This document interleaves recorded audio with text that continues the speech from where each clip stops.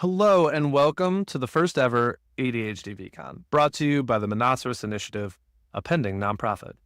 My name is Llewellyn, and I'm an ADHD coach, podcaster, and speaker, as well as the president and co-founder of the Monoceros Initiative. And I'm Ron Capalbo, ADHD coach, educator, content creator, podcaster, and co-founder of the Monoceros Initiative. ADHDvCon was born out of a need for growth and innovation in the ADHD space. As ADHD awareness and diagnoses have grown the past few years, we saw an opportunity to showcase ADHD content outside of the standard conference and talk formats. The ADHD experience goes beyond one gender, one sexuality, one age group, one race, one ethnicity, one nationality, and one type of neurodivergence. It's about time for those other experiences and voices to be heard. All presentations are under 25 minutes and optimized for ADHD brains. Our fair selection process is based on final video content, which allows us to guard against misinformation and allows those new to speaking to get their chance to shine. Thank you for supporting us in our inaugural ADHDvCon. Here's how it will go. We will have a live stream link for each day of ADHDvCon. The live stream description will have the times each presentation will air, as well as a general time Q&As will start. There is a Q&A area of the live stream window that allows you to enter questions you'd like the presenters to answer. For our shorts programs, all shorts for each program will play back-to-back with one collective Q&A after all shorts have aired. Questions can be directed toward all of the presenters or to a specific presenter in the shorts Q&A. Each day's programming will be available to watch afterward on our YouTube channel. We also hope you'll stick around for our info sessions on Starboard and the Monoceros Initiative at the end of day 2 and 3. At the end of day 2, we'll be announcing our 4th Starboard, an ADHD collaboration cruise. And during Shorts program number 4 on day 3, we'll be sharing more about the Monoceros Initiative. Lastly, we wanted ADHDvCon to be accessible to everyone, which is why we made it free. But it isn't free for us to put it on. If you have the means and desire to do so, please support us in our cause by donating to the Monoceros Initiative. A link to our donation page is in the description of the live stream. If you have any questions about ADHDvCon, shoot us an email at monocerosinitiative@gmail.com. All right, so let's get on with the programming.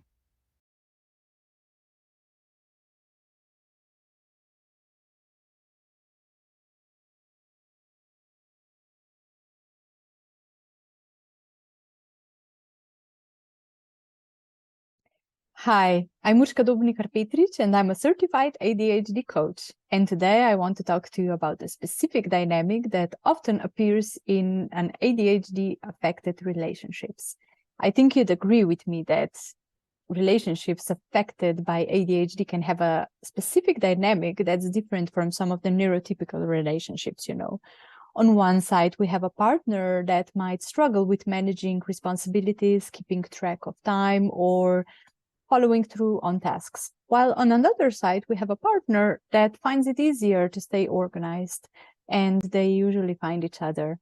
And this can sometimes lead to a dynamic where one partner takes on more of a managing role, while the other might feel increasingly overwhelmed and sometimes dependent.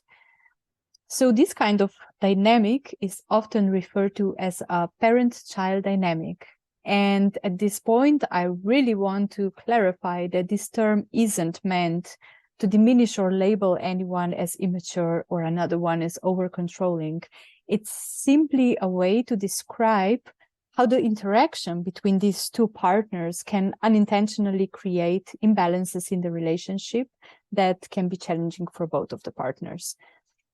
And I also want to clarify that I will refer to the partner who takes on more responsibilities as a non-ADHD partner, and the one who struggles more with managing certain tasks as the ADHD partner, even though both of the partners can have ADHD and can still fall into this dynamic.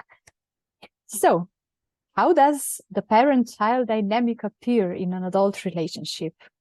I will share some of my lived experiences. So in my own relationship, my husband is the one that has ADHD and I'm the one that doesn't have it.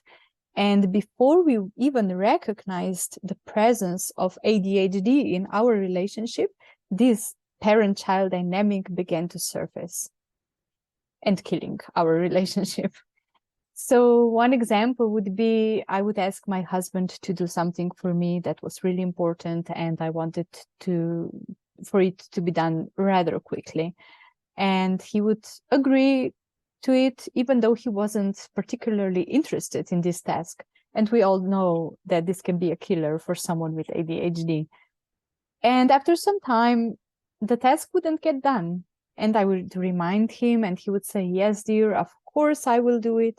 And yet the task would remain unfinished. And deep down, I started believing that he was unreliable and that he doesn't care for me as much as I thought. Another example would be, we were invited to an event. We should be there at a certain time, and we would agree that we would leave half an hour before the event starts. So the day comes, the time comes, and my husband was nowhere to be found. I called him up, he wouldn't answer his phone, and in the end, he was 1 hour late. When I asked him about it, he said that he was so hyper-focused on his work that he simply forgot what day, what time it was, and even that he forgot that he has a wife. So, of course, we were late to the event, and that left us both feeling frustrated, him on one side doubting his perception of time, and I again concluded that he was unreliable and that he simply doesn't care. And another example would be, we manage our finances together, and each of us is in charge of one part of the bills, and the late notice arrives for the internet, and I reminded my husband because he was in charge of this particular bill, and he said, oh my God, I lost it. I will check out online and make sure that I pay for it. And he was like distracted with some other stuff, and the internet gets disconnected due to non-payment. And at this point, I concluded that I really cannot rely on him, and I started to just taking care of everything that had to be taken care for. And these are just a few examples from our lives, how this dynamic can manifest. And what happens next is the non-ADHD partner gradually takes on more and more responsibilities, slipping into a manager-like role in the relationship. Meanwhile, the ADHD partner, feeling overwhelmed and often criticized, may take on fewer responsibilities, leading to a perception of them as childlike. As these situations become more frequent, this dynamic simply starts to feed itself, and it's a vicious cycle. The non-ADHD partner often assumes the role of a family or relationship manager, believing they must take care of everything. And I often hear from my non-ADHD clients that they feel burned out because of the heavy load they have to carry and because of everything they need to organize and think about. While on the other side, we have the ADHD partner that may stop trying to complete tasks because they either face criticism because the thing wasn't done in a particular way, or if it wasn't done on time, or even their partner redoes what they've done. And over time, it can be easier for ADHD partner to simply wait for things to happen, because they often do. And in an adult relationship, parent-child dynamic is something we really want to avoid because it fosters resentment on both sides.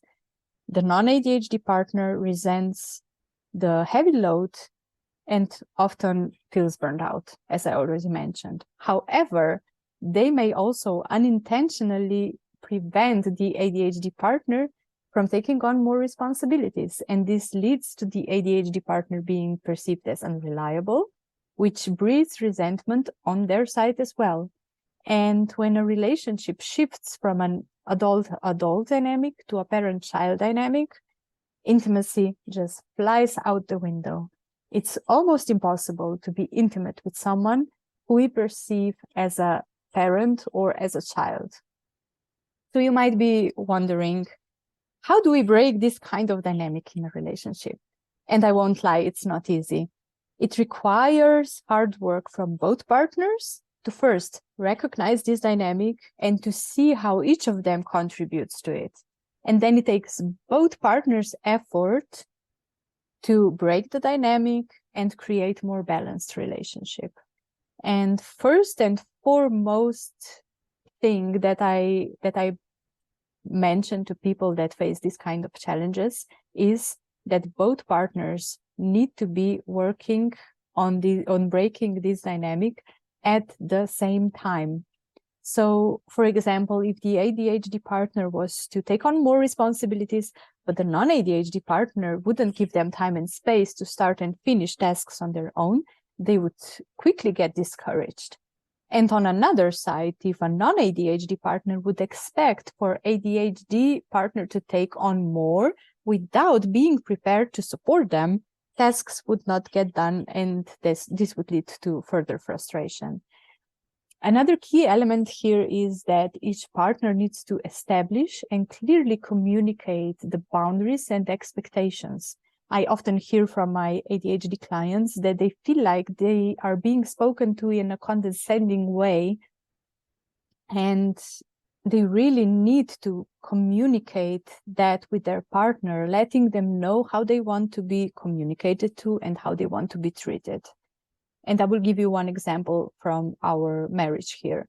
So it was a sunny day, and I sent a text message to my husband saying, "Oh, it's a hot day. You should put a sunscreen on."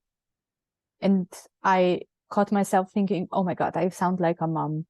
And I rephrased the message, sent another one saying, "It's a hot day outside. Sunscreen is in that cupboard."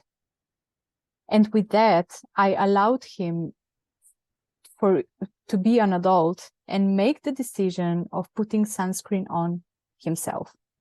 And after we spoke about it, he actually said that this second message was more effective to him because the other one was just like, he resented it. And on another side, a non-ADHD partner must clearly communicate which tasks are really important. And that's not all of the tasks, to be clear. And they have to communicate how they want them to be done and in what time frame. And for the tasks that are not that critical, they simply should try to take the pressure off and appreciate what's done, even if it's not perfect. So, for example, my husband often cleans the kitchen.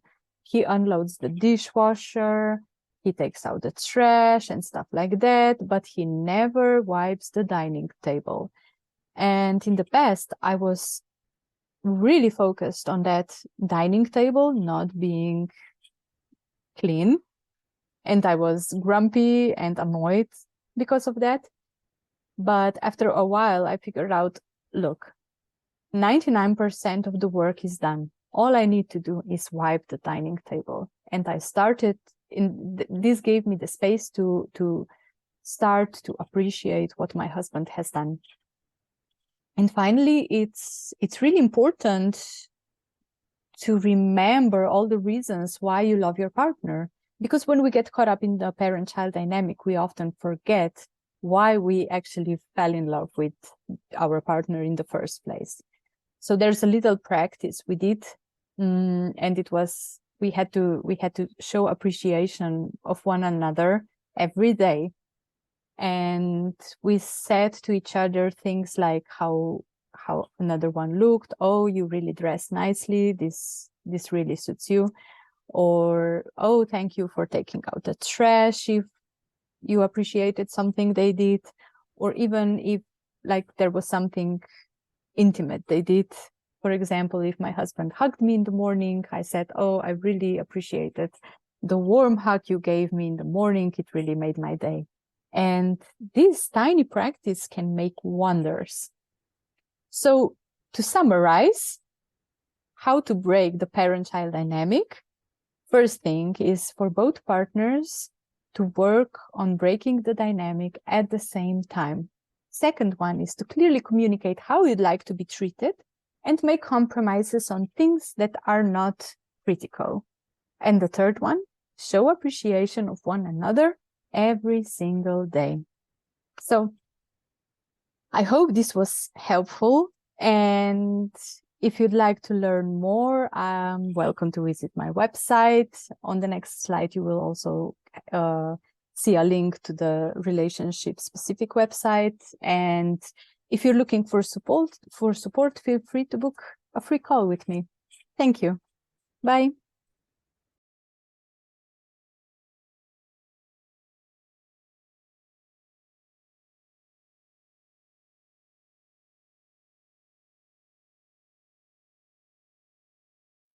Hi, I'm Dr. Jessica Hicksted. My PhD is in industrial organizational psychology, which is how to make workplaces work better for everyone. I'm also late diagnosed with ADHD and autism, as well as several others in the invisible category. However, my lived experience is much different than the outside perspective. I have my good days. I have my bad days. I have days that I can accomplish so much, not even I know how I've done it, and other days that the bed just seems to clutch me in its grasp. I have many achievements and talents, yet there's many times I struggle navigating society. So let's talk about invisible disabilities. Invisible disabilities refer to aspects that aren't immediately apparent to others. These can include a wide range of physical, mental, or neurological characteristics that limit a person's movements, senses, or activities, but aren't outwardly visible. Some examples include fibromyalgia, multiple sclerosis, mental health like depression and anxiety, learning disabilities like dyslexia, and neurological aspects like ADHD and autism. And those are only a few. These disabilities are often referred to as invisible or hidden. However, they're anything but that for those with lived experience. When society cannot see a visible cue signifying these disabilities is when the invisible happens. These disabilities are often forgotten or misunderstood, or even many times questioned as valid. Individuals with these disabilities might not receive the same understanding or accommodations as those with visible disabilities. They may also encounter skepticism or judgment, with others doubting the legitimacy of their challenges. Advocating for non apparent disabilities is advocating to be seen and believed. Living a life of masking to match what are considered socially accepted norms instead of what makes your body happy and productive is detrimental to a healthy and well balanced life. As a society, we need to work together towards promoting understanding and creating environments where everyone, regardless of the visibility of their disability, can thrive and break the cycle of stigmas and stereotypes. In the workplace, there are many low to no cost ways to help individuals with non apparent disabilities without creating a need to disclose. Offering headphones, flexible schedules, lighting adjustments, dedicated quiet work areas, alternate forms of communication, meeting minutes, email follow ups to verbal tasks, flexible work attire, captions during meetings, and remote work are just a few that not only help those with non-apparent disabilities, but increases productivity and well-being for everyone. Invisible disabilities are not invisible. They just take more awareness. Neurodiversity includes all brains of all the people in our entire world, the beauty and uniqueness of everyone. Like I've always told my kids, you don't want a box of crayons that are all the same. It takes many different kinds to create a beautiful picture. To embrace neurodiversity as a society, we must push for more inclusive workplaces, better public awareness, and policies that recognize a wider range of disabilities. Thank you for joining me today, and I look forward to seeing you again soon.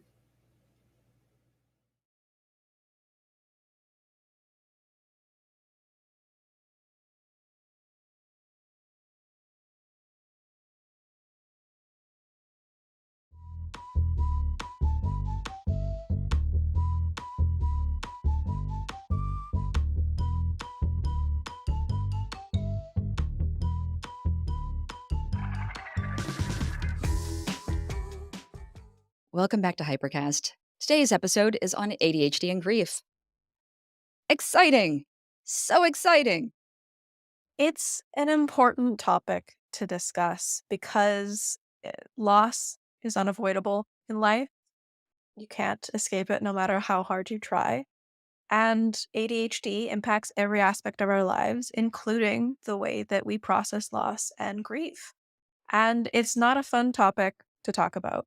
We will acknowledge that. It's really hard. We're going to give you some information about grief in general, how ADHD impacts grief, and then talk about some of our personal experiences with it today. If we want to flip it on its head, the positive aspects of grief, personal growth. We learn more about ourselves through these processes, and we learn more about the people around us that we love. It can actually forge deeper relationships. So there are some positive aspects of grief.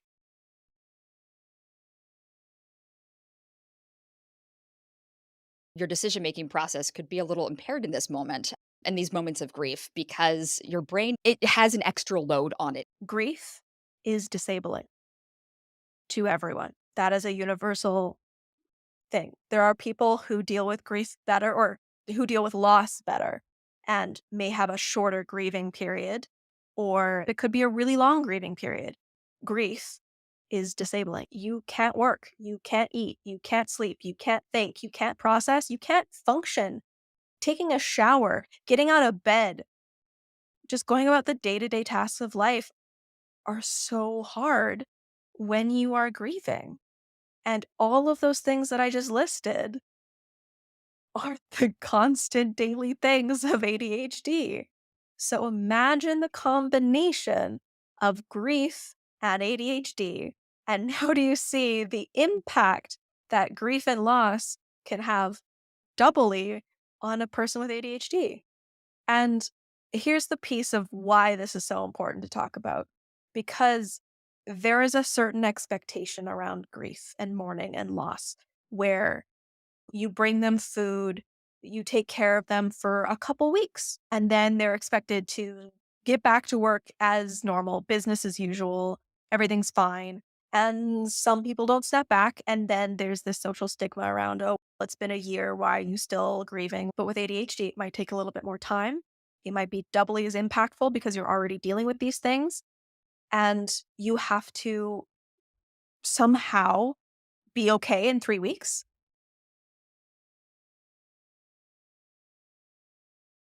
So that's why the dual process model of grief exists. And it's this fluctuation between the loss, the grief, the thinking about your loved one, the missing your old life, missing them, focusing on the before, and the restoration, which is figuring out how to life with the whole, without this person, without whatever is lost, how to continue creating new life roles, figuring out new traditions, new experiences, new things to do, forming new relationships, adjusting. And you flip-flop between those two processes, and you're supposed to. A neurotypical person will flip-flop a little bit more slowly than a person with ADHD, obviously, because our brains are just faster. That's the way we process things. So we're going to flip-flop really quickly between I'm devastated at their loss and I have everything figured out. I know how I'm going to move forward. And there are a lot of processes that play into that, like time blindness, object permanence, things like that. So if you can forget people that are dead, you can absolutely forget people when they can no longer reach out to you, right? And then you get hit with this memory, something triggered you, and now you're in that loss all over again. You're grieving, and you were fine 3 or 5 or 7 years later, and all of a sudden it hits you again. And it's not as typical for a neurotypical person to be hit with that because they have the memories that stay present in their working memory in their brains. And they move forward, whereas we fluctuate still. A big reason why this topic was something we decided to explore right now is because 2 weeks ago, I lost my father-in-law. He was not an in-law to me. He was a father figure to me, and he was also a friend to me. And it was a blow. It's a blow to not just me, but my entire family and actually his entire community. He was an amazing civil servant. He was so adamant about the right to vote. He was appointed as the chair of the election board in his city. I just heard the city council meeting from this last week. The entire council was nearly in tears. It feels like a huge, amazing loss, but I'm also overwhelmed by the amount of love a community can give to a person. And also how much impact one person can have on the community itself. But how has that been helpful to you? Like having, yes, the community support around you, but just that awareness of how many lives he has touched. I've definitely dealt with the passing of loved ones before. I don't want to say it's the loudest, but it's the most like community received I've experienced. Seeing that, I think it's important because it's reminding me of how wonderful he was as a person. He's impacted all these people that he's worked so hard to be present with. I'm so in awe of this person and seeing that community outpouring. It's a confirmation of how amazing this person was. I only wish I can walk in their footsteps. I hope that the lessons I've learned, I can continue on. And maybe that's wishy-washy. First of all, thank you for sharing. And he sounds like an amazing person. And I don't think that it's woo to want to follow in his footsteps because he sounds like he was really important in your life, really important in your husband's life, and really important to the community. And that's something we should all aspire to do, to touch Yeah. the lives of the people around us. And that's, I think, one of the things that helped me cope with loss as well is seeing the people who cared and having that be available, and it just makes it feel less meaningless. That makes a lot of sense. One thing I think I wanted to mention is that I feel like I have reacted differently in times of loss. And I, in this moment, am the most like mentally together person in the room, which is not, as someone with ADHD, is not something that like happens all the time. But I feel like under the pressure, I'm rising to the occasion to help be a person of strength in this moment. And I don't know if that's part of my own grief process, but I think my ADHD is actually maybe even helping me in this moment because it's necessary. That is the ADHD connection right there. ADHD people, ADHD brains are amazing in a crisis. Because this has happened so recently, while the neurotypicals in your life have been dealing with the emotions of this, you have had the ability to see the bigger picture, to set the emotions aside for now, which is something you're going to have to deal with later, unfortunately, which is that delayed processing, which is why it takes ADHD people longer to grieve. And you're able to switch directly into that restoration orientation, manage things for the people in your life. You're probably a huge help, a huge comfort to people. You are providing structure and strength and a safe place for people while they're going through their emotions, and then it's going to switch. And you're going to need to go through your emotions, and they're going to be able to support you and be the strength and the structure and the just keeping you alive type of thing. There always has to be one, and it tends to be the neurodivergent people who do really well in a crisis. But isn't that actually really beautiful? Because we all have needs and someone needs to pick up right now. And if my brain is great in a crisis and an emergency and I can help, and then maybe it's a handoff. It's like a relay race. I don't know, but it's a handoff. And when I need support, when they're ready, they'll be able to support me. That actually is a really wonderful, healthy form of relationship and helping each other through grief and loss. Absolutely. And this is why the community aspect you were talking about is so important, of having people around you who can support you when you need it and you can support them when they need it.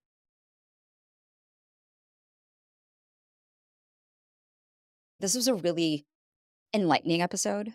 I think it's something, even though it's hard to talk about, it's something we all need to talk about because it's something we all deal with, every single one of us.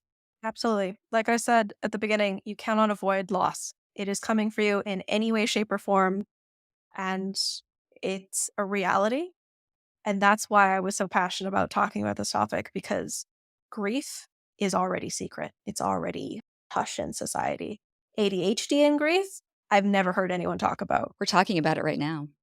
Yeah. Hopefully this episode helps someone who needs it. And I hope that whatever loss anyone has gone through, you're going to be okay. If you're struggling and you don't know which direction to go, take a deep breath and ask someone you care about to help you. It's okay. You can do that. You can ask for help. I know that this is a heavy topic, and losing someone or dealing with loss and grief can be quite difficult. We are both ADHD coaches. In this instance, you might need something that is beyond a coach. So definitely seeking the help of a therapist if that's something that you need. If you need immediate support, please call emergency services in your country. I know the numbers are different in different countries, so please reach out for help. Don't suffer alone. Thank you for joining us. We really appreciate you sticking it out through this episode. It was a really tough topic today. Have a good one. Bye. Bye.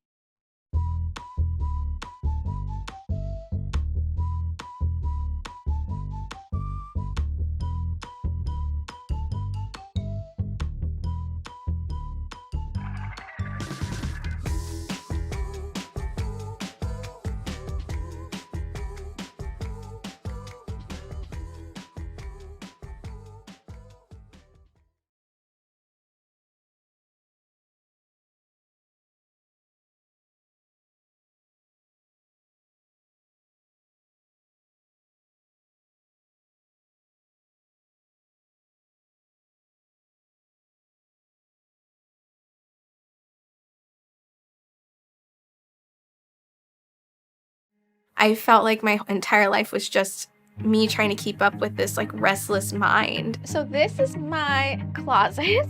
This is kind of like my craft corner, my closet. When I first started talking to my doctor, I had a really hard time verbalizing like where I was struggling. And I would talk about things like my focus and my like kind of scattered brain. And she kept talking to me about depression. And I'm like, I'm not depressed.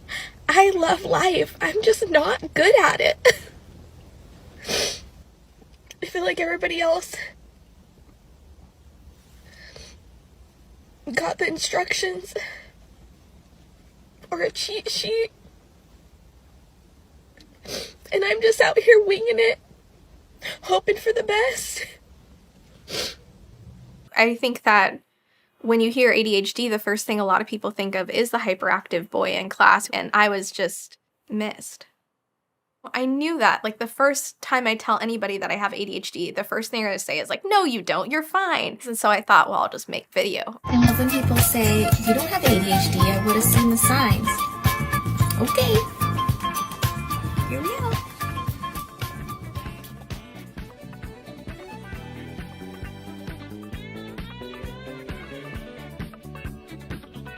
But then it kind of went viral. Here we go, part 2, go, part 3, part 6, part 9. And I started getting like all these DMs. It was really the first time I remember feeling like, wow, I am not an alien and I do belong here and there are other people like me. I just hadn't met them yet.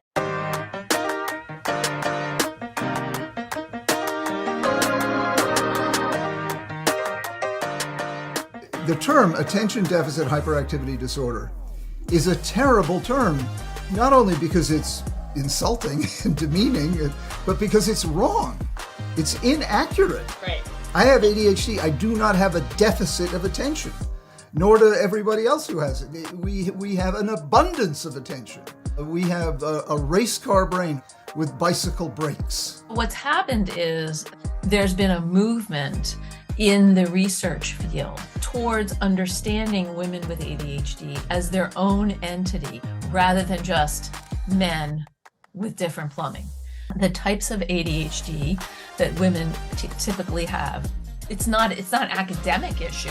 It's sometimes a verbal impulse control or, a too muchness or definitely time management.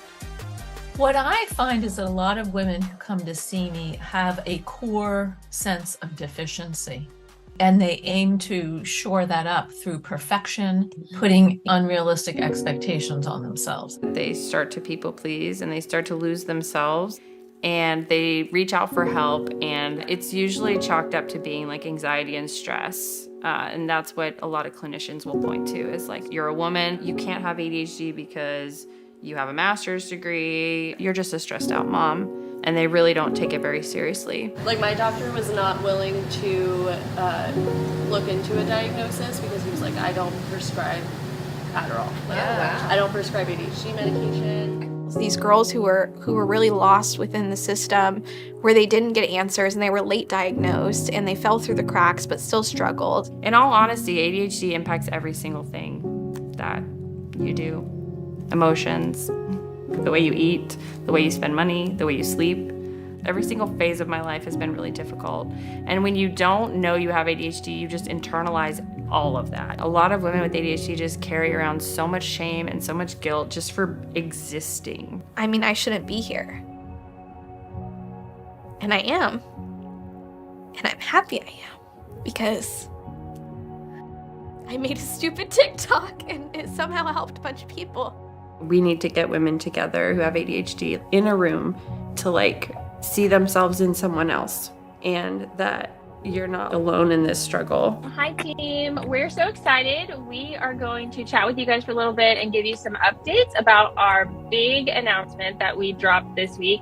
We're hosting our first ADHD women's retreat in Jamaica, and this trip is going to be completely unmasked. You get to be yourselves and meet people that you will be instantly connected to, without a doubt. I hope that people walk away and feel like they got their power back after years of being denied and misdiagnosed or misunderstood. Do you think you're gonna pull it off?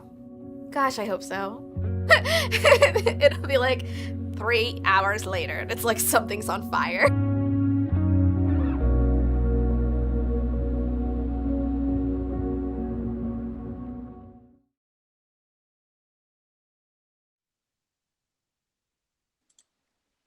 All right. Welcome to the Q&A for Shorts number 2 from the Monoceros Initiative. I'm Llewellyn, and I'm here with all the presenters of Shorts number 2. So for parent-child dynamic in an ADHD-affected relationship, we have Urška, all the way from Slovenia. And for Let's Talk About Invisible Disabilities, we have Dr. Jessica Hicksted. For Navigating Grief with ADHD, we have the hosts of the Hypercast podcast, Melissa Llewellyn, Snider, and Brianna Morton. And for Sneak Peek of a new documentary, we have Untitled ADHD. We have the filmmaker, Jessi Sorensen. And in the chat, but not on screen, we have one of the subjects of the documentary, Katie Sue White. So the shorts and presenters of these shorts are all listed in the live stream description as well. If you have a question for any of these presenters, please put it in the Q&A section of the chat and we will try to get to them if there's time. But for the first question, this is actually for Urška. I don't think anyone wants to hear that they're the child in a parent-child relationship. How do you suggest approaching the conversation about the parent-child dynamic? Thank you. That's a very good question. And the main thing to be for partners to be aware of is that being the parent or a child is not their identity, but it's a behavior. So it's easier to change something that's a behavior than if it's an identity. So if like a non-ADHD partner is thinking, oh my God, like I'm a really controlling person, that becomes your identity. While as if you think about it as, okay, I do tend to control my partner, I don't want to do that, it's easier to change this. So, yeah. Okay, so it's not who they are, it's a role that they are playing. Yeah, in yeah. the moment. Okay, that's awesome. All right, the next question is for Jessica. What would you suggest someone do if they're in a workplace that isn't very inclusive or accommodating to those with invisible disabilities? Well, there's a couple things you can do. My biggest one that I would suggest is look for another job. Your job isn't your identity, and your health and well-being are way more important. And if you're not being supportive there, you can find somewhere else where you can shine. Or two is being a self-advocate, learning the language and asking for help, pointing out and saying, hey, if I could have this, if I could wear headphones, I could concentrate a lot better. You don't even have to put it in a disability light, just how you can be more productive. Okay, so you don't even have to disclose it. You can just ask for the things that you need. Yeah. Okay. Yeah. And this is a follow-up. What tools are available to companies to gauge how they're accommodating invisible disabilities? Well, that's exciting for me to talk about because through my dissertation, that's actually what I developed. I call it the Workplace Invisible Disability Experience, the WIDE. And it is currently being developed and will be released shortly. So we will be able to roll it out to organizations and help them identify their strengths and weaknesses and become better organizations for all employees. Okay, so everyone keep a lookout for that tool getting launched. All right, the next question is for our Hypercast hosts, Brianna and Melissa. It's common for neurodivergent folk to be perceived as grieving strangely to other people. If someone's grieving process looks different to someone, what do you suggest they communicate to the people around them? I think I'll take this first question. Firstly, I don't like necessarily calling it strange because grief is not the same process for everyone. I understand it was in quotes. But my point is, like, the standard of grief isn't what you would expect. Like, there is no standard. But for neurodivergent individuals particularly, there are differences. So what I would recommend would be like asking for different kinds of communication. Like, we really hate that rote standard, oh, I'm so sorry for your loss, because we know that it's inauthentic. We can tell when it's inauthentic. So just asking for more support with your structure, asking to be communicated with differently, asking for more patience and more time as you go through this process, which is different for everyone, but it's really uncomfortable, right, to ask for those things. I also want to add to that honesty is really important, especially with your loved ones that are surrounding you. There's these societal expectations of how you're supposed to express yourself through grief, but what if you don't cry? But you still are grieving. It's important to express to those around you that you still feel sad, but you may be expressing things in your own way. Absolutely. Oh, such good answers to that. Okay. Next question. Where are you planning to go with the documentary, Jessi? Hopefully everywhere. Independent film is really challenging, and it's a very, very difficult market right now, and there's still a lot of work to be done on this film.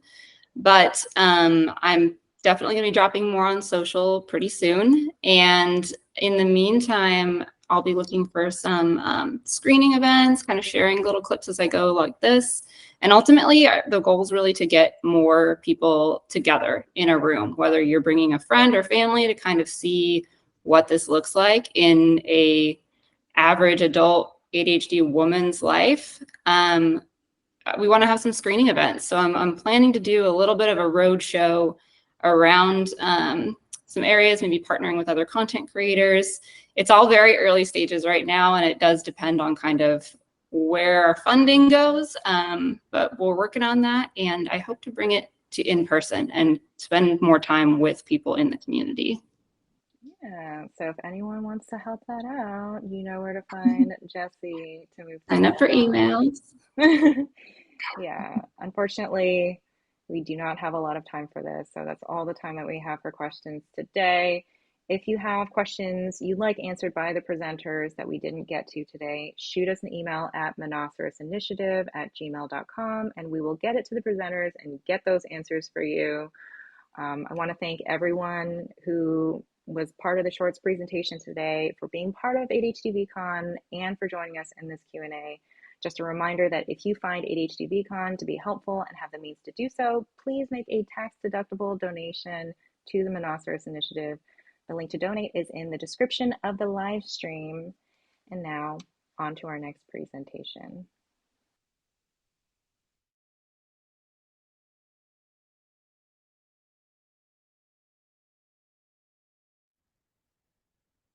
Hello, welcome. Welcome to all my ladies with ADHD, and welcome to the men who are brave enough to come along too.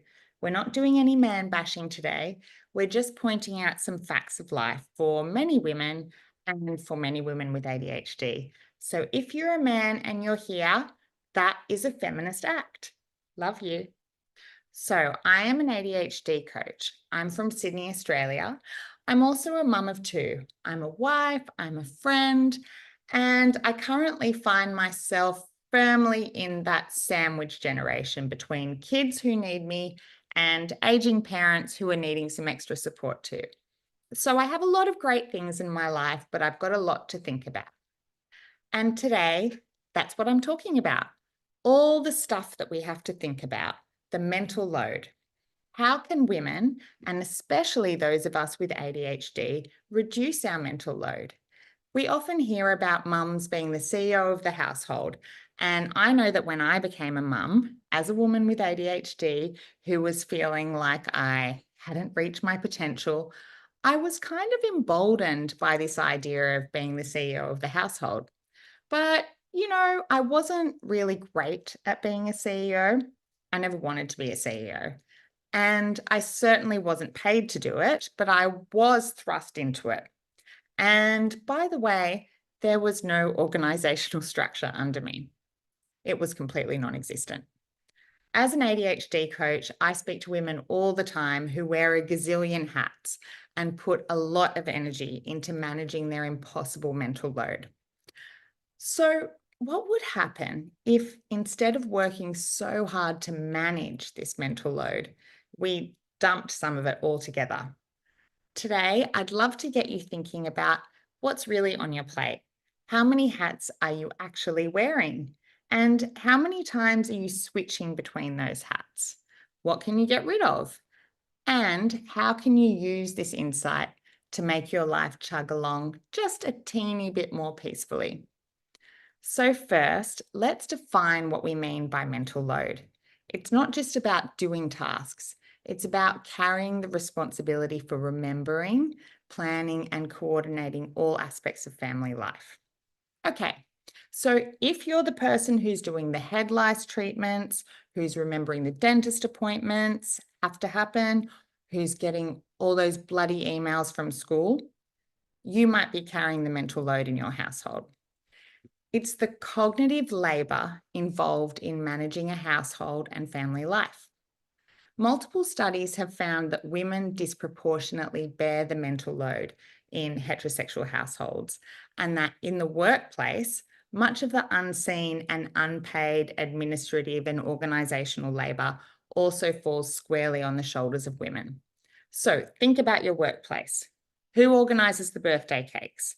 Who organizes the work Christmas parties? I'm guessing it's not Gary. Just to guess, sorry, Gary, if it was you. A 2019 study by some guy whose name I can't pronounce. Would it have been a guy? It must have been a woman. I don't know. Anyway, we'll look it up.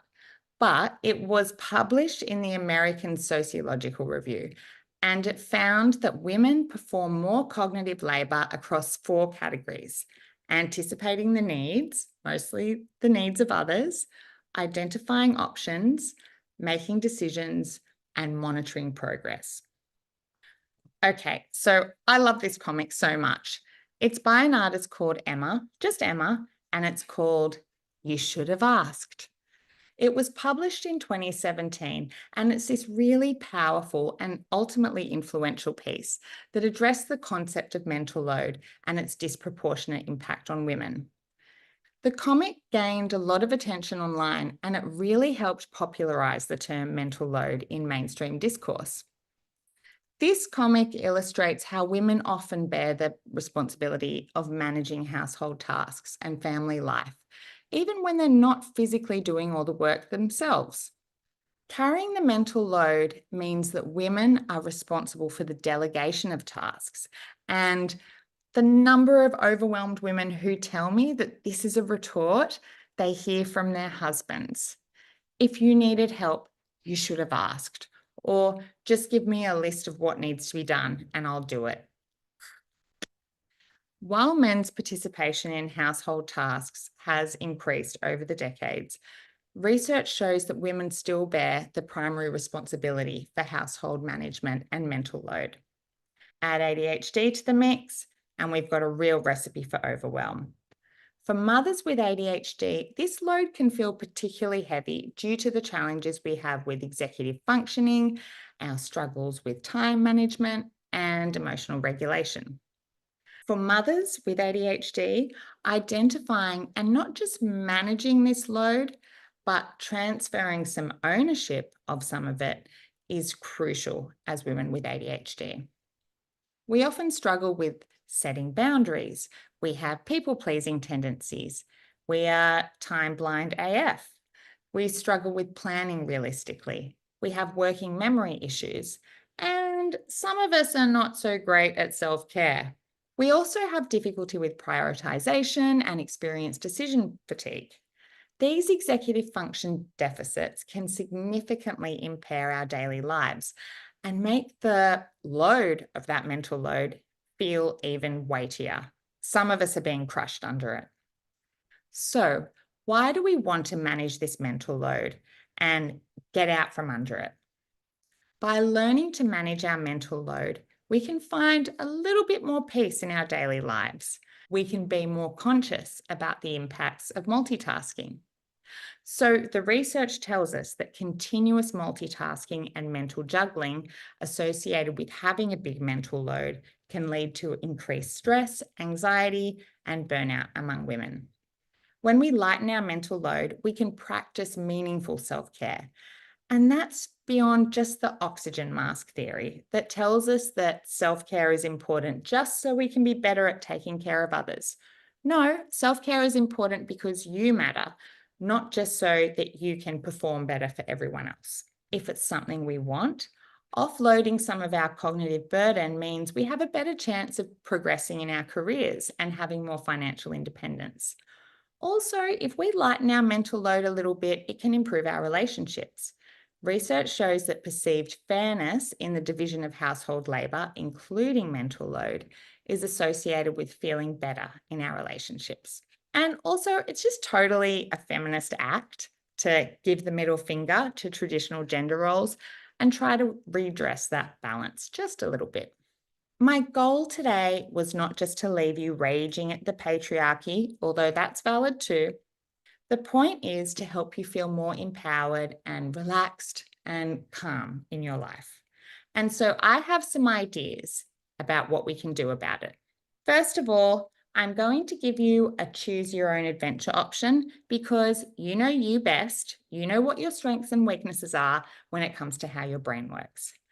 Option 1 is to do some mental time travel, only to yesterday. If you're the mental time travel option, you're going to be thinking about what you did yesterday, okay? Option 2 is to track your time tomorrow. So you'd be tracking the things you did in real time across the day. Check in with yourself for a moment. Are you a person who struggles to remember what you did yesterday? Or if you sink into it, you look through your calendar, you engage that nonverbal working memory, can you create a mental picture of yourself walking through your day yesterday, rushing through your day, driving in your car in a haphazard drunk driver kind of way through your day yesterday? Awesome. You're a mental time traveler. Or are you someone who is like, I can't even tell you what I did 5 minutes ago, but I probably can note down on my phone the stuff I do throughout a day? You're going to be option 2. Now, if you're one of these special squirrels, I see you, Michelle, I see you, Hannah, who is like, I don't remember anything, and there's no way I'm going to reliably track myself for a whole day. I have enough to do. First of all, you are probably completely overwhelmed and you need this exercise more than anyone. And secondly, pick the least worst option or get creative and come up with something that works for you. Step 1 to lightening our mental load. What is actually on your plate?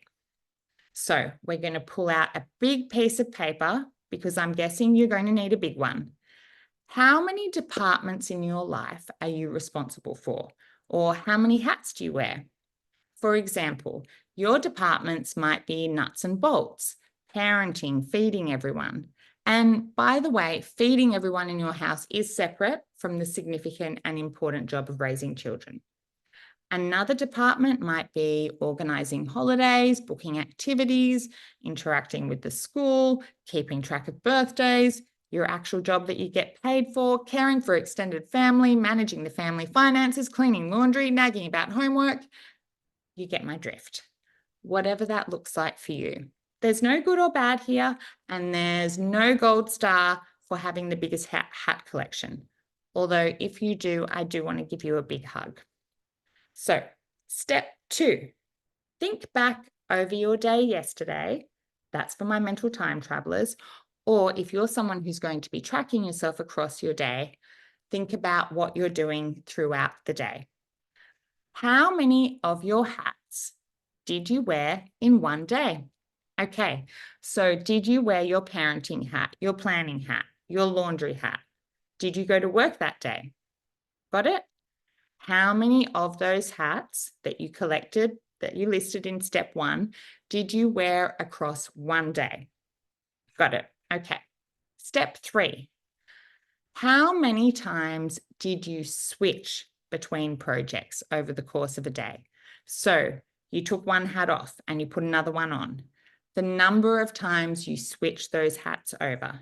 Okay, so I'm driving and then my daughter reminds me to send out invites for her birthday. And then I get to work and I remember I haven't put the bins out. So I rush back home and then I'm about to sit down to work. But okay, I just remembered someone broke their braces. So I have to book an orthodontist appointment. Okay, so that's a lot of hat changing. We want to notice that and account for it. All of that task switching, set switching, context switching, that taxes our brains. So if our brains have executive function challenges, which as ADHDers we do, we need all of those executive function skills that we can get our hands around. So we need to reduce context switching so that we can save those thinking, planning, and decision-making skills for where they're really needed. Now, I would love you to actually do this 3-step exercise, but I'm sure as you're listening now, you're probably noticing that you're switching hats a lot, and it's bloody exhausting. So take a moment and think about what stands out to you. How much invisible work that never gets noticed or acknowledged by you or by anyone else are you doing? Now, here are some ideas about what we're going to do with that information. First of all, I want you to really think about how much flexibility you need to have in your day in order to make plans for yourself that you can trust. Yes, we can find efficiencies in how we batch tasks. We can build routines and rituals that make this stuff easier. We can also think about what is one hat that I can throw away right now. That might mean letting go of that hat or deprioritizing it.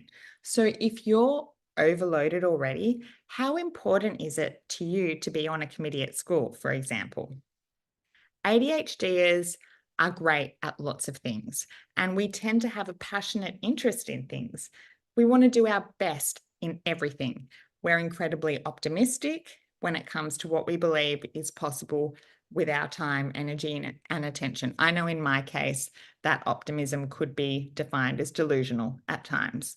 What we're not good at is seeing ourselves across time. We're not good at drawing upon past experiences and using that data to inform our decisions about what we say yes to and what we say no to. Just because you can do it, and I know you are very capable, it doesn't mean that it's realistic or good for your well-being. I want you to feel successful. I want you to build self-trust and know that you can follow through on the things that really matter to you. I want you to feel proud and tired and satisfied when you go to bed at the end of the day, not ratty and resentful and feeling like no matter how hard you try, you don't get anywhere. Unrealistic expectations of ourselves erode our self-trust. So pick a hat that you can throw away altogether, or you can hand over to someone else so that they can have a turn of wearing the stinking thing. we're going to Marie Kondo your mental load a little bit. So let's think about decluttering a space. We can try so hard to organize a space, have elaborate systems and amazing containers that cost us a fortune.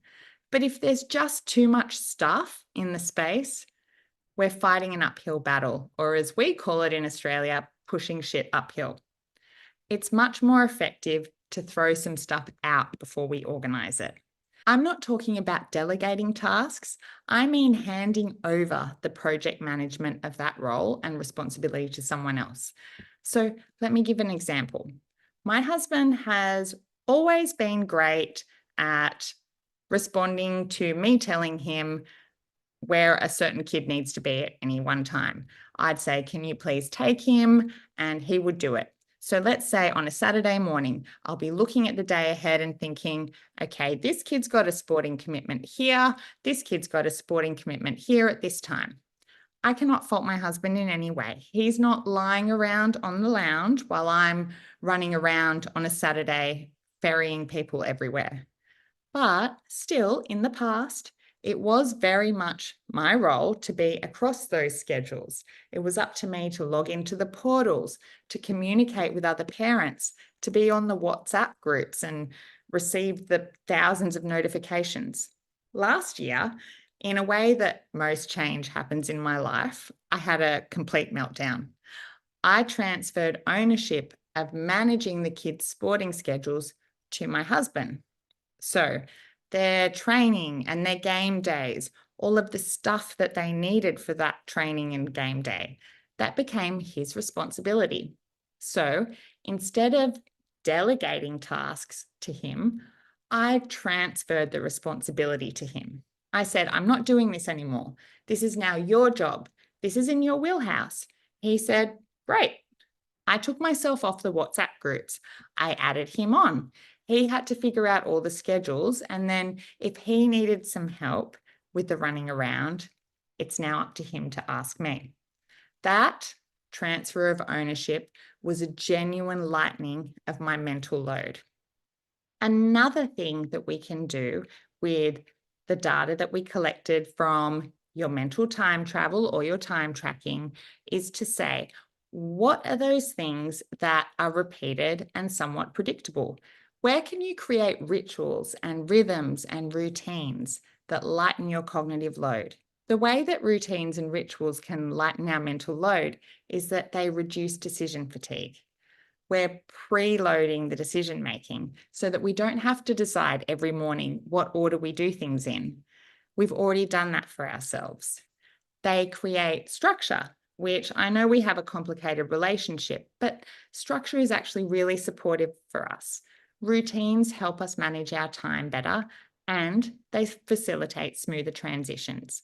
So have a look at your day again and say, where is one area of my life that is predictable, that's repeatable, that I can reduce some mental load by creating a routine? And just start small, make it simple.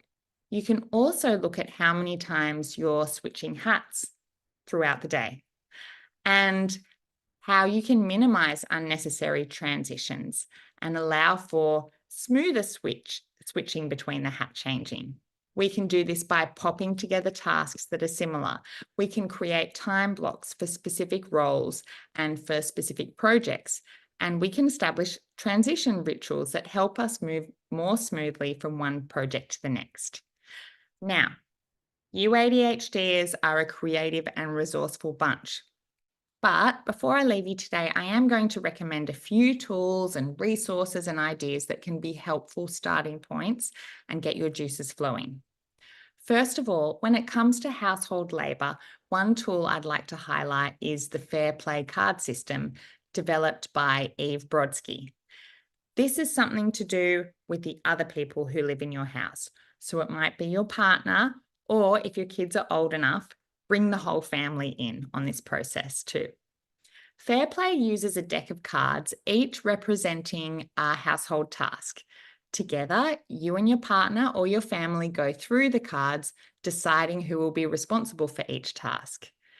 The key is that one person takes full ownership of a task, from conception to planning to execution.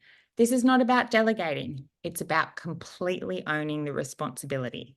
You discuss the minimum standards for each task or project, and then you distribute the cards fairly between you, considering time commitments and preferences.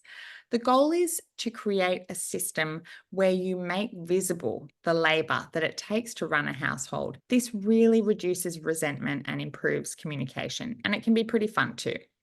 While Fair Play is not designed specifically for ADHD, its principles align really well with what works for people with ADHD. It provides visual organisation, it clearly defines tasks, and it encourages full ownership transfer. I'd also like to talk briefly about digital tools. One effective way to make invisible work visible is by using a shared board or a document like Trello, a shared Google Doc, or even a shared Apple Note.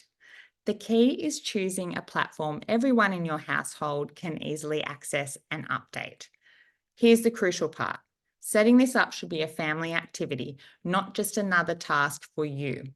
The goal is to create a system where everyone participates in both identifying and managing household responsibilities. This way, the mental load is shared from the very beginning. Remember, maintaining this system is everyone's job. The final strategy I want to share is what I call the automatic no policy. Here's how it works. For the next 2 weeks, I want you, as an experiment, to adopt an automatic no response to any new commitments or requests on your time. This doesn't mean you have to actually say no to everything, but rather that your default response would be no or let me think about it instead of an automatic yes. This strategy serves 2 purposes. First, it gives you time to really consider whether you have the capacity to take on something new. Secondly, it helps you identify which commitments are truly important to you. After the 2 weeks, reflect on this experiment. How did it make you feel? What did you learn? Did you have more time and mental space? You might be surprised at how many things you can say no to without much blowback, other than maybe a tiny bit of guilt, but you can get over that. Remember, managing your mental load is an ongoing process. These tools and strategies are just starting points. The key is to find what works for you and your family and to keep communicating and adjusting as needed. And remember, you are at the center of your life, of your planning, and you deserve to come first. Thank you for your time and energy and attention, which, as I will remind you again, are all finite resources. I wish you all the best in your journey towards a more balanced and manageable mental load.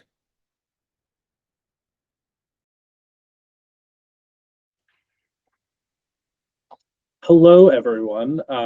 Welcome to our Q&A with the lovely Liz Welshman. Liz, thank you for joining us. Thank you. Wanted to start you off by just kind of coming maybe from a personal place here. As a husband and a dad, and I guess speaking for all men here, how can we do better? Thank you so much for question, asking right? that. Yeah, thank you for asking that question. And I think as well, it's really natural when women have these conversations and you have the opportunity to eavesdrop in on it. It's natural to feel attacked and like we're saying, oh, men suck, you know, but the men, especially my clients and my friends, my husband and you, I know as well, you guys are not guys who are assholes, right? Like you're guys who actually want to help, who want to do better, who want to be great partners and great dads. But these patterns still occur in a lot of heterosexual relationships. So how can you do better? Yeah. You don't have to make me feel bad. It's fine. Like I'm telling you, we need to do better. How? Yeah. I think, first of all, being able to come to these conversations not defensive, and it's natural that when we're talking about the division of labor, and especially, I mean, you know, you've recently become a dad, as soon as there is that amped up energy in the household, its marriage kind of does become a division of labor, and it can feel quite transactional, and who's doing more. You get into that constant war of I'm doing more than you. And so, of course, we're going to feel a little bit defensive when these conversations come up. But if you feel that defensiveness come up, just try to suck it back in, because women are feeling defensive as well, right? So how can we do better? I don't think that the answer is being hypervigilant and trying to see what your wife sees, right? That's not realistic, and that's stressful. And she's not going to see what you see either. And that was something that I realized when I started having these conversations with my husband. And conversation is not an accurate representation of how this stuff first came up. It was like big, ugly, screaming matches, right? But I realized that I don't see the things that he sees, right? And really, all these conversations are about is making things visible to each other, right? Not in a way of I'm doing more than you, but just so that we can see how we're both contributing to the household and be able to have a collaborative discussion about how that might evolve over time. I like that. Did that answer your question? Yeah, I think the hard thing, you know, as someone that's been in it too from the other side, is there's a lot of shame where, you know, we're now changing to where men are doing more in the household, or at least should be, and rightfully so. And the transition is what's hard, maybe, right? It's like when we try, it's a new thing. And something I said to you beforehand, where it was like, I don't see the things as quickly as my wife sees them. They bother me later, right? They'll eventually bother me. It's just the alarm isn't going off. I have to kind of, and that takes time. But yeah, it's really, I think, like what you're saying is trying to be slower about it and find the time to do it and try not to be defensive, which is so hard. Yeah, and like you said to me earlier, which was really good reminder for me, trying to have these conversations not in the heat of the moment. And you're a double ADHD household, right? And we tend to be engaged in what's most salient for us, right? So when we're not angry and resentful and we tend to not want to talk about this stuff when things are good, right? That's true. I want to let me dive into some of the questions that people are asking. We've got a ton of them, and want to make sure we have time for them all. Is there a difference? You talked about ritual and routine, right? Is there a difference between the two? Because someone's saying, I'd much rather perform a ritual if they're all the same. Routine just sounds like water tastes. That makes sense. Yeah. So, and that's pretty much the reason why I offer another option other than routine or rhythm, ritual, because ADHDers, we bristle at the idea of routine, right?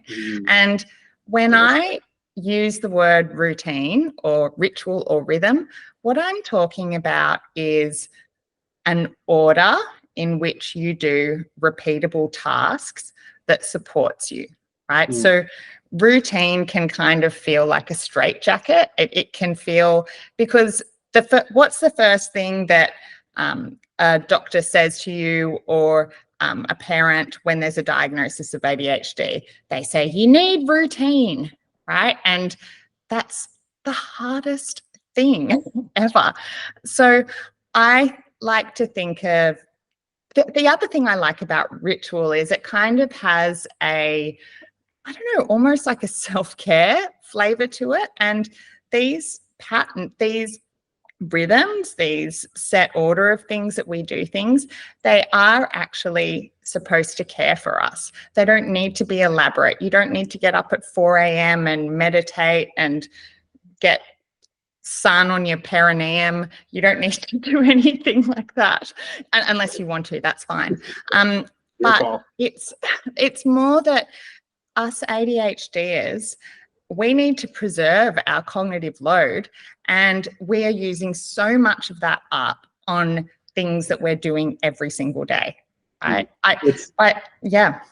No, I would say to me, what you're saying is like routine is the technical things, right? It's you have to do A, B, C, you have to do A, B, C, D. And ritual feels like you get to maybe throw on some music or change the lighting or run in place or do something that's just is a little bit different. That's good what I'm taking from it. But yeah, and ritual, when I think of a ritual, it's more of a cue, right? Like, okay, it's like the first domino. I know that when that music goes on or when I have that cup of coffee, it cascades a series of actions for me. It's almost like a prompt to move me on to the next part of my day. That's awesome. I like that. Okay. How do you let go of the outcome once you transfer ownership, right? Because you were talking about this idea of, delegating and transferring ownership, and delegating is being the producer, right? The CEO, as you were kind of saying before. How do you kind of let go of that when, example, the transfer was agreed upon but follow through didn't happen? So let's say my wife was like, hey, Ron, your job is to water the plants. And it's your job. You've got it. You're the CEO of that task. And you come back later on and see that the plants aren't being watered. The plants are dead. Yeah. That's what transfer of ownership is, right? How do you let go of that? Or let's say someone's struggling to let go of that. What's a tip you have for them to start to let go of that? Yeah. Well, that's their dad.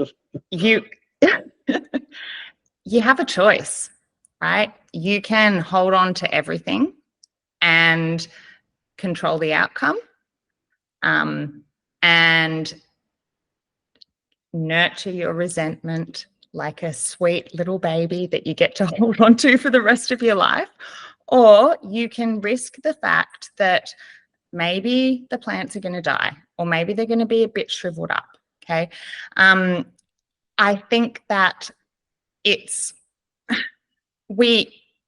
only works if you're willing to not have a gotcha moment, right? Like, it can't be couched in, I knew you weren't going to do it. I knew I couldn't rely on you, right?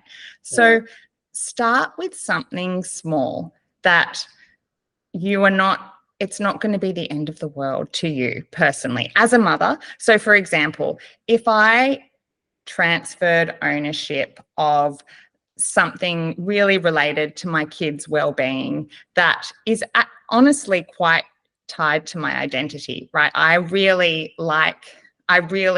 biggest fear is not being a good mother, right? So if I transfer ownership of policing the homework or something like that, that's a ball that I can't stand to see dropped. And to be honest, sometimes I drop the ball on it as well. It's not like I'm perfect, right? I'm not doing things perfectly. I'm sure Gwen might forget to water the plants Gwen is perfect, so that's not a good example. But start with something that it's not going to freak you out if a ball does drop. Transferring ownership means this is your baby now. You are taking care of this. And the way you know if you've really transferred ownership is if you don't think about it, right? So, for example, my husband puts the bins out, and when he goes away for work, the bins don't get put out because I just don't even notice the fact that he does it, right? Because it's not on my mind at all. That is not a part of my mental load. And part of transferring the ownership. So because he has ownership for putting the bins out, it was actually up to him to tell me to put the bins out. Do you know what I mean? Yeah, because he's the CEO of that. That's his role on the org chart. I love this because you already sort of answered another question I had to kind of like even go back farther, right? So someone's talking about once you transfer ownership, but then my question was going to be what struggle, like if someone's struggling to just transfer ownership in the beginning, right? Like, and you kind of said like to start small and simple. And I love that, something that is the least important to you. And so I guess, yeah, this sounds like something that's a long process, right? This isn't just going to be like, okay, we're going to sit down and you take these 10 tasks that I've been doing and we're just going to do that. Like you're saying smaller, right? Yeah, absolutely. And we're talking about tactical division of labor here, but it's a surface level representation of something so much bigger, which is negotiating how we see ourselves in this dynamic. It's setting boundaries, it's self-care, it's learning to tolerate that guilt that is naturally going to come up, right? So it's a practice, and it's going to feel weird. Like it's a total new way of being, especially for us women who were raised to believe that a woman is somebody who is organized, who is a great mother, who is a great cook. None of those things came naturally to me. So we're talking about really big issues, and these tactics are really just ways for us to explore those deeper emotions and beliefs that are tied to this stuff. That's really good stuff. I like kind of how you talk about mental load too. Whoops, knocking over stuff. For those that no, it wasn't the dog. For those that don't know, Liz and I also co-host a podcast together. I forgot to tell you something. And we've talked a little bit about this because I know as a new parent, I was worried about how it was going to be working from home, dealing with a new kid. And you talked about mental load, and something that I'd like you to touch a little more on, maybe for the people listening now, is this idea around it's not just how much you have to do, but it's how you kind of divide it throughout your day. Something I said to you was, okay, I'm going to take clients here, and then in between, I'm going to go and I'm going to take care of the baby here, and then I'm going to go do this, and I'm going to go back and forth. And I think I'm, I would say for myself, but especially for women, from what I've seen and heard from, they really struggle with this idea of wearing, kind of like you were saying, all these hats at once and flipping between them so often. So what's some advice you have for them to kind of work on that? Yeah, I would love to say, set up your day so that you don't have to switch hats as often, but it's just not realistic for most people to have, oh, this is the part of my day where I do life admin. This is where I work, and work is always going to be completely interrupted. That's kind of it feels like a pipe dream for lots of us. In the first instance, it's bringing awareness to just how much chopping and changing you're doing throughout your day, because so many of us get to the end of the day and our brains are fried, but we feel like we haven't accomplished anything. There's still so much to do. And I think probably the most actionable tip I would have there is we need to let the things that should be easy take up space, because they're taking up space anyway, right? So when I look at my calendar, I see my appointments on the calendar, I'll see a meeting. I might have even booked out time to do some deep work. What's not on there is laundry, grocery shopping, fighting with my kids about homework, finding like the sports uniform for the next day, all the bloody forms that I have to fill out for excursions and everything. That isn't on my calendar, but I'm still doing it and it's taking up time. So we need to let it take up time. Like maybe it means that we put on our calendar 2 hours a week or an hour a week, some life admin time. Just because it should be easy or it's not something linked to our higher purpose doesn't mean that we shouldn't acknowledge it as genuine cognitive load.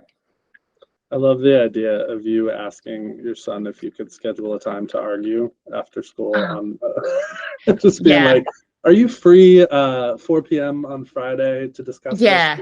That would be just booking out my whole day on my calendar. Like there'd be no space for anything else. I just got to be ready to fight at all times. That's really good. Let's say that, you know, someone is really deep in the shit. Okay. A lot of this is some surface level stuff. I think most ADHDers can relate to, whether it has to do with the topic that, you know, you're bringing here, you know, motherhood and being a woman with ADHD, or any ADHDer, where we seem to put off these little, you know, tolerances or annoyances to be like, you know what, it's just better if I do it, or it's just better if I don't bring it up, or it's not that big of a deal, it's not that big of a deal. And that stuff adds up to where we are drowning. Yeah. And now working slowly or doing this little thing is easier said than done. What would you recommend for someone that's kind of dealing with that? Yeah, it's really hard. It's like that when you and I were chatting earlier, we were talking about if you run your own business, everybody says, oh, you need to get a VA, delegate some of this work to a VA. And what do? We just go, oh, it's just easier to do it myself because it's going to be so hard. Yeah, tell them all my processes and how it works. Yeah, it just feels way too hard. And one of the pieces of advice that one of our colleagues gave me is like, get a VA before you need one, right? But like we have ADHD, right? We believe that we can do everything. And if, again, a trigger has to be really salient for us before we can act on it. So yes, it's going to be, if you're burnt out, if you're depressed, if you're really, really overwhelmed, it is really hard to make a systemic change in your household. So if you are depressed, obviously reach out for help, right? We're not going to change the division of household labor and you're not going to be depressed anymore, right? That's not the appropriate treatment. I think, though, one way that we can start thinking about this is to put ourselves back in the picture. I think that so many women become in such a state of doing and who am I letting down? What balls am I dropping? That we forget that we're not robots and that we actually need to exist. We need to put ourselves in time and we are a member of this household. And I think that little smallest thing that you can do to put yourself back in the picture, even if it pisses people off, is a really great place to start. If it's sitting down for 5 minutes and reading a book, anything that makes you feel like you are a person who has needs, drinking water, right? It's just a little reminder that you're a person too and that you are worth caring for. And that's, as someone who tends to be the most annoying martyr, that just completely forgets that I have needs and, can slip right into resentment. Drinking water, it's my little thing I do to sort of, it's like it just reminds me I'm a human. I love that. Thanks, Liz. Drink your water, guys. Yeah, I'm going to do it right now. That's all the time we have for this Q&A. Liz, as expected, you've been fantastic. Just a reminder, again, if you find ADHDvCon to be helpful and have the means to do so, please make a tax-deductible donation to the Monoceros Initiative. Link to donate in the description of the live stream. You can find more about Liz on our website. We have her information there. And yeah, it's been awesome. Thanks for joining us, Liz. It was great. Thank you so much for having me. And I love what you guys have done. I'm so proud of you. Oh, You guys are amazing. Yeah. All right, on to the next presentation.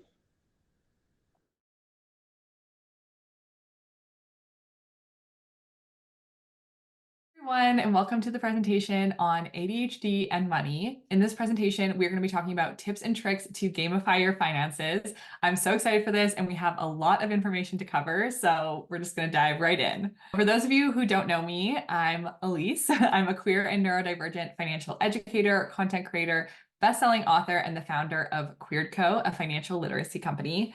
I'm really passionate about helping my community of over 500,000 put the personal back in personal finance and understand their money beyond the numbers.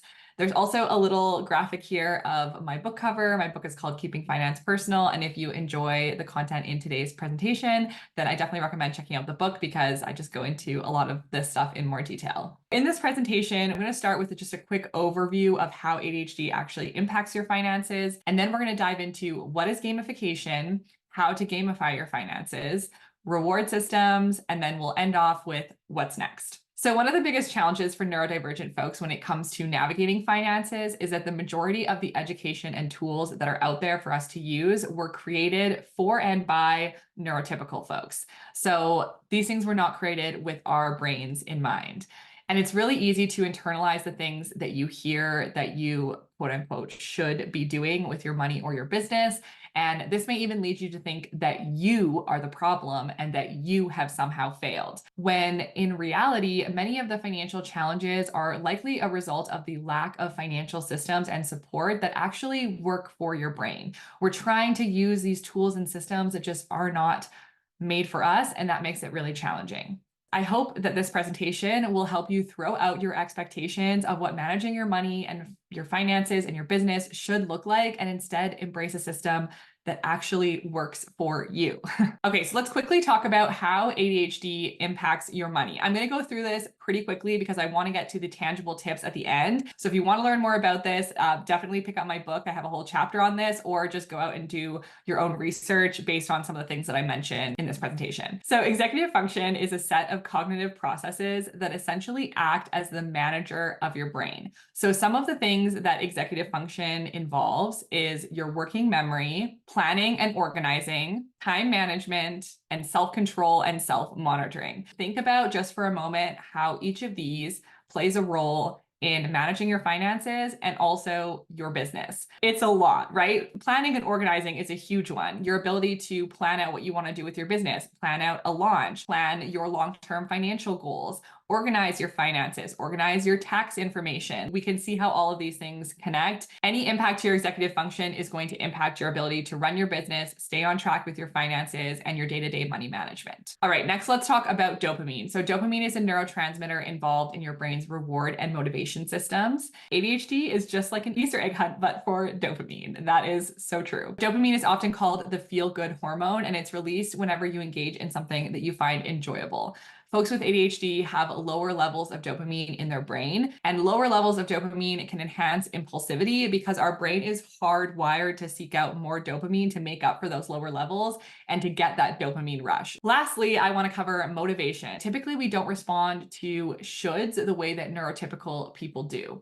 So basically what this means is that even if we know a task is important to do and we really want to do it, it can still be really challenging to motivate yourself to actually start that task and to keep it going. By understanding how you are motivated differently can really help you when running your business and managing your money. So some different types of motivation I'm going to go over quickly, but I recommend you doing a little bit more research into these on your own time and figuring out which ones actually work for you. So the first one is pressure/urgency. So this is when you're motivated by pressure and urgency. So if you are someone like me who really thrives off of last minute like procrastination, but you actually are so productive when that happens because you're motivated by that sense of urgency that's happening or that pressure to get something done in a short period of time. Next one is interest and passion. So you are motivated by being really interested or passionate about something. So this is kind of like if you have a new special interest and new hyperfixation on something, you're just really interested and passionate about it. And so it makes it really easy to spend hours researching that thing or engaging in that thing. The next type of motivation is competition/challenge. So you are motivated by being in competition with other people or yourself and by challenging yourself. And then lastly, we have novelty/play. So basically being motivated by things that are just fun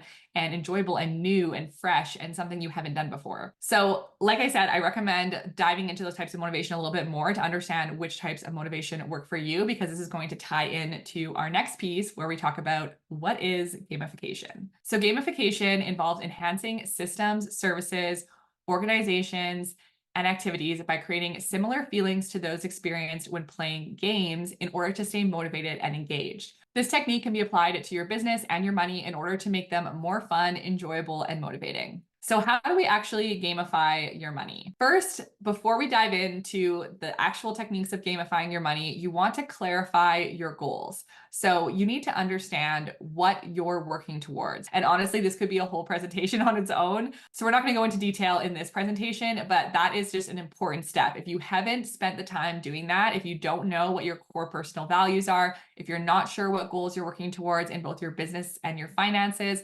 definitely spend time doing that before trying to implement some of these strategies. Now, let's be honest, working toward a goal that is years away is just boring. It's very difficult as someone with ADHD to stay motivated to something that is really far off, right?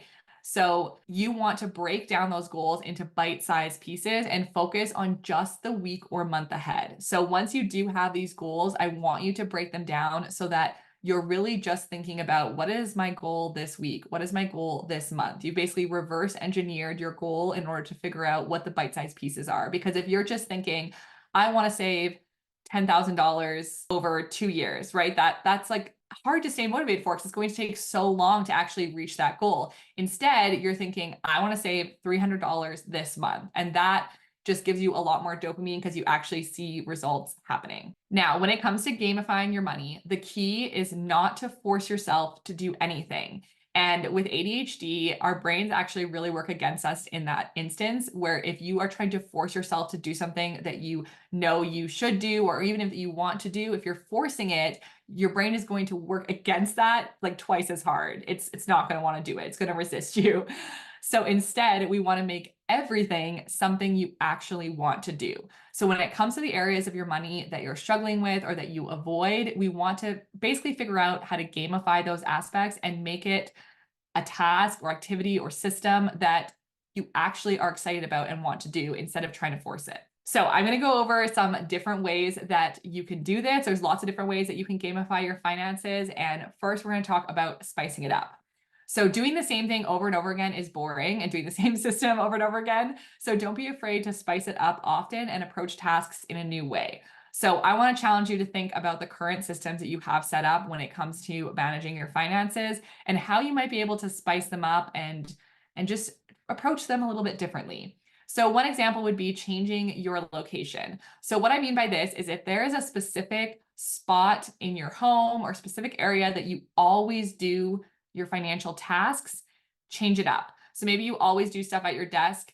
Maybe you try tracking your expenses while you're taking a bath, or you go to a coffee shop and write out your budget for the next month, or you sit outside on your patio, or you're on the couch bundled up with your heating pad and a blanket, like whatever that looks like, but like switch it up a little bit because sometimes our brain just needs like a fresh new location. Change the information. What this means is change up the way that you're consuming information. So if you are consistently learning about financial things by reading books, for example, try watching a YouTube video or listening to a podcast, try following new creators on social media.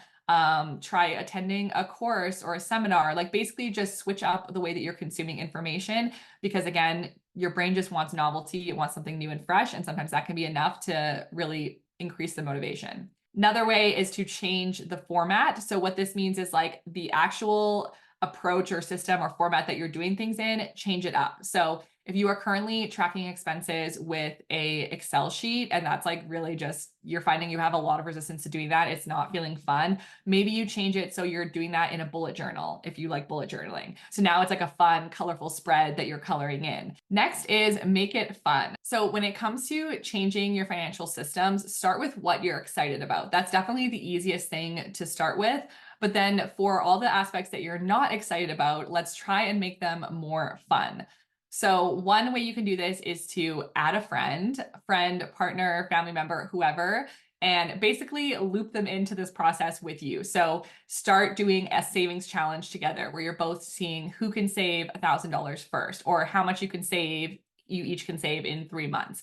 Or maybe you both get together once a week to do kind of like a money date and go over your finances, even not together, but you're just like together in the same space. You're basically body doubling each other. Another example would be celebrating your wins, seeing your progress on your goals and actually intentionally celebrating those things makes it so much more fun to work towards these goals and to manage your money. Because like we just talked about, a lot of these things can be boring and we're not excited about them. But if you get excited about the little things and all of the little milestones along the way, it just makes it easier to stick to the long-term goal that you have. The next idea I have, I think is super fun, and it will work really well if there's anyone who has liked the envelope system, like the cash envelope system in the past. Use Monopoly money. This is like such a fun idea. Use Monopoly money to represent your real money, and you can even put it into like little categories for how much you have to spend in each area. And that's a great way to make the money that you're dealing with more visual and more tangible, because when money's in a bank account, right, we can't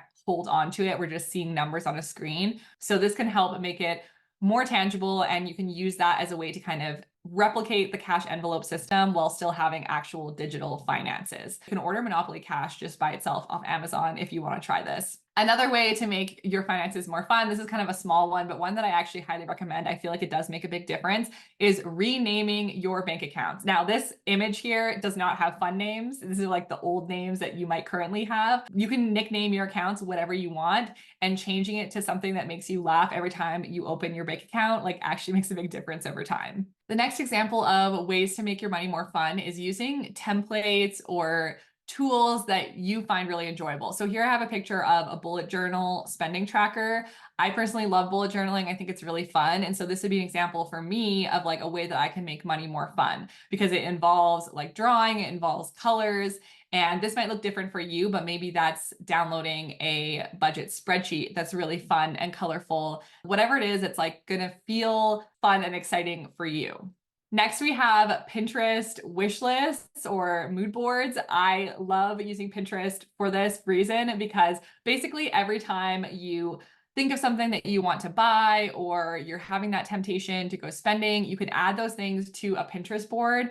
And then basically it becomes this like wish list of things that you want to buy when you have the additional money to do so. But I find, like, for me personally, it does give me a little dopamine hit to add these things to a wish list. And like, look at this dopamine dressing wish list I have. Like, this, just looking at it is literally giving me dopamine. It's so good.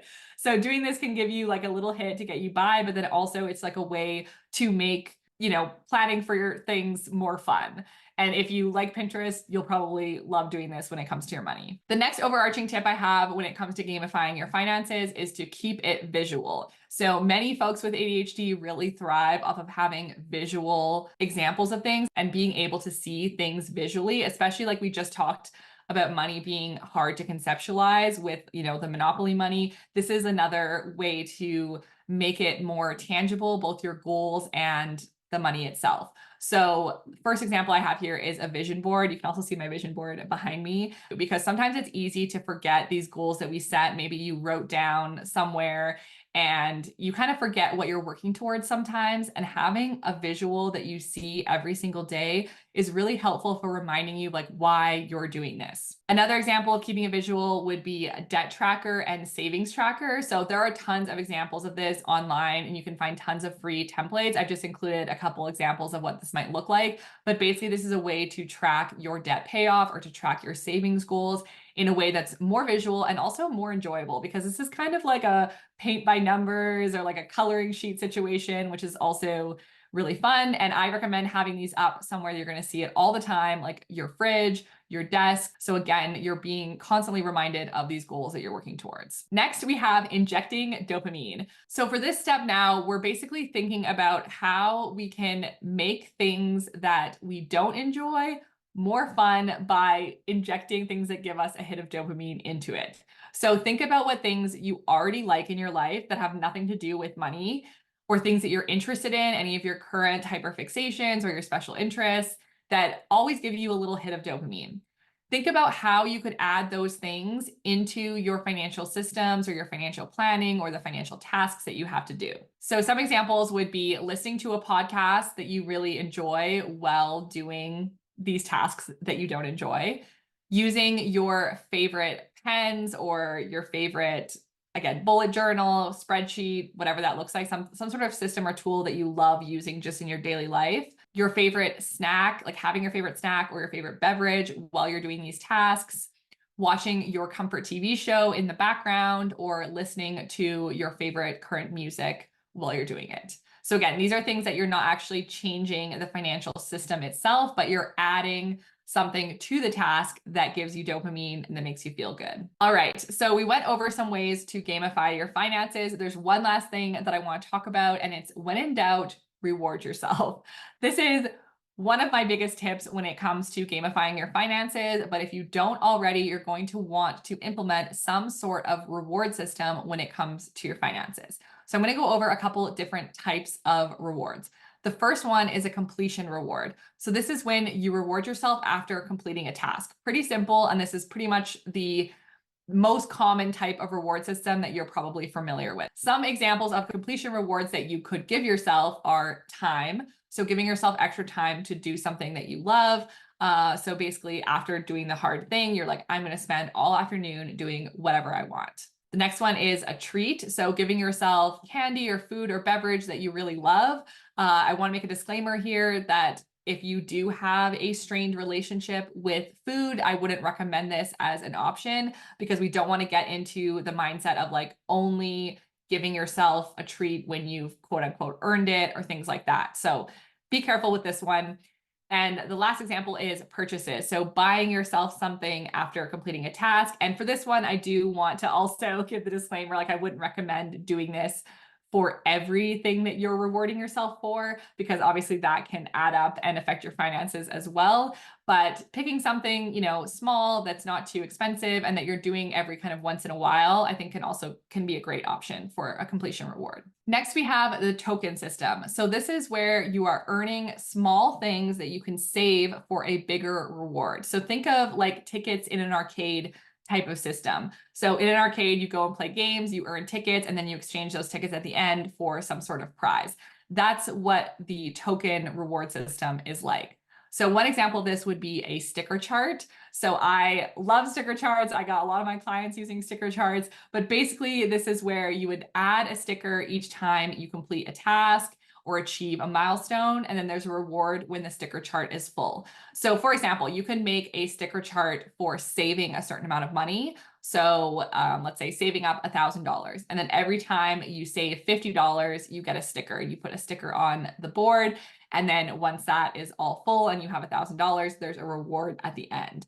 You can kind of choose how you do this and how big the reward is. I definitely recommend not making it too far away, because again, you'll lose that motivation. So try to keep them more short term, but this is a really fun one, and you can order some really fun stickers to, you know, match whatever your current love is. Another example of the token system is filling up a jar. So putting like rocks or coins into a jar until it's full, and then you get a reward. Or a lot of people will use like 2 jars and transfer from one jar to the other. Basically, it's the same kind of idea where every time you reach a milestone, you transfer a coin or a rock until your jar is full, and then you get the big reward at the end. For the token system, I do highly recommend having the end reward planned out ahead of time. So before you even begin, figure out what that end reward is going to be. So that way you're more excited to actually do the thing and to get the reward. Next, we have momentum surfing. So this is where you reward yourself first, and then you use the momentum from that dopamine hit of that reward to complete whatever task you're trying to complete. How this would work is you start with doing something that you enjoy, but also warning, something that you're not likely to get hyper focused on. And then once you've completed or started that, you immediately move to the task that you want to complete. So how I do this personally is a lot of times I will start watching my comfort TV show. After I've been watching, you know, maybe like an episode or a part of an episode, I will then get on my laptop and start doing the work that I'm trying to do. And then usually what happens is I get enough momentum from doing that after a few episodes, I can turn it off and just continue the work that I'm doing. So you're riding that momentum of the dopamine hit. So those are some different types of reward systems. Now, when it comes to integrating them, here are a couple tips. You want to remind yourself of the reward, so keep it visual so you don't forget. So if you're using like the sticker chart example, maybe you have a picture of the reward at the, you know, beside the sticker chart, or like written out what you're going to get, basically like keeping it visual of what you're working towards. And I know you might think like, I know what it is in my head though, but there's something different for ADHD folks when like actually seeing something. So I definitely recommend keeping it visual. Vision board is also great for this. Make sure the reward feels special and like an actual reward to you. So it should feel like a treat, like a little special thing that you don't necessarily always get and isn't something you're regularly doing. But also in the same breath, like try not to make it so it's something that you only get after doing a certain thing, right? Like we don't want to make it a very restrictive system where you're saying that you don't deserve it otherwise. There's a fine line there, and you know yourself best when it comes to that. Be specific about what tasks need to be completed to get the reward. So you want to be really specific about what are the things you need to achieve in order to get that reward, wherever you're giving the reward, whether it's before, during, or after, just be specific with it. Okay. What's next? Now that I've gave you all this information, like speed round. So I challenge you to do 3 things after this presentation. One is to learn more about how ADHD impacts you and your money. If you don't already know this, if you haven't spent time learning about it, because everyone is a little bit different. So I want you to really think about how some of your ADHD traits and behaviors might be having an impact on managing your money, on your behaviors around money, on your business, etc. Also, I want you to release those neurotypical standards of how you should be managing your money or how things should look, and really seek out things that are going to work for your brain. The second challenge is to get clear on your financial and business goals. Break them down into weekly and monthly steps. So if you haven't done this already, make sure you do that before challenge number 3, which is add in 3 new gamification methods to your financial systems. So out of all the ones I went over in the presentation, pick 3 of your own to try adding to your systems, and also create and implement some sort of reward system. Now, I just want to mention that some of these things may take some trial and error, especially if you have not experimented with what works well for your brain before. So, give yourself some grace, try something out. If it's not working, let it go, move on to the next one. We do not need to shame ourselves if something isn't working. Remember, we want to figure out what's actually going to be beneficial for your brain. And the best tool or system is always the one that works for you. Just a reminder before I say goodbye that you're not lazy, you don't lack willpower, you're not bad with money, you just have ADHD, and we're never given the proper tools to succeed. I'm really proud of you for taking this step, for watching this presentation, and I just want to let you know that it's never too late to rewrite your money story and change your financial situation. Thank you so much for being here, for watching this presentation, and I'd love to stay in touch. So you can follow me on Instagram at ellyce.fulmore, on TikTok at queered.co, And my website is queeredco.com, which you can find more about me and my programs and everything like that. But if you go to queeredco.com/book, that's where you can find my book, Keeping Finance Personal, which is available in hardcover, ebook, and audiobook. And like I said, it goes into a lot of things I talked about in a lot more detail. So I have a whole chapter on ADHD and money, and I also talk about mental health and money and trauma and like all of these psychological, behavioral, emotional aspects of money that people rarely ever talk about. So that's where you can find the book if you're interested in learning more about my kind of approach to finance. But anyways, I would love to stay in touch. And if you have any questions about this presentation, please don't hesitate to send me a message. I would love to answer it and help you out in any way I can. Thank you all for being here, and good luck with your finances. And remember that there is no right way to do anything. You just got to find what's going to work for you. Bye. Hello, everyone. I am here with the lovely Ellyce Fulmore. Ellyce, thank you so much for being here. Let's jump right in with the question. When I watched your presentation, you talked about breaking down goals into short-term goals.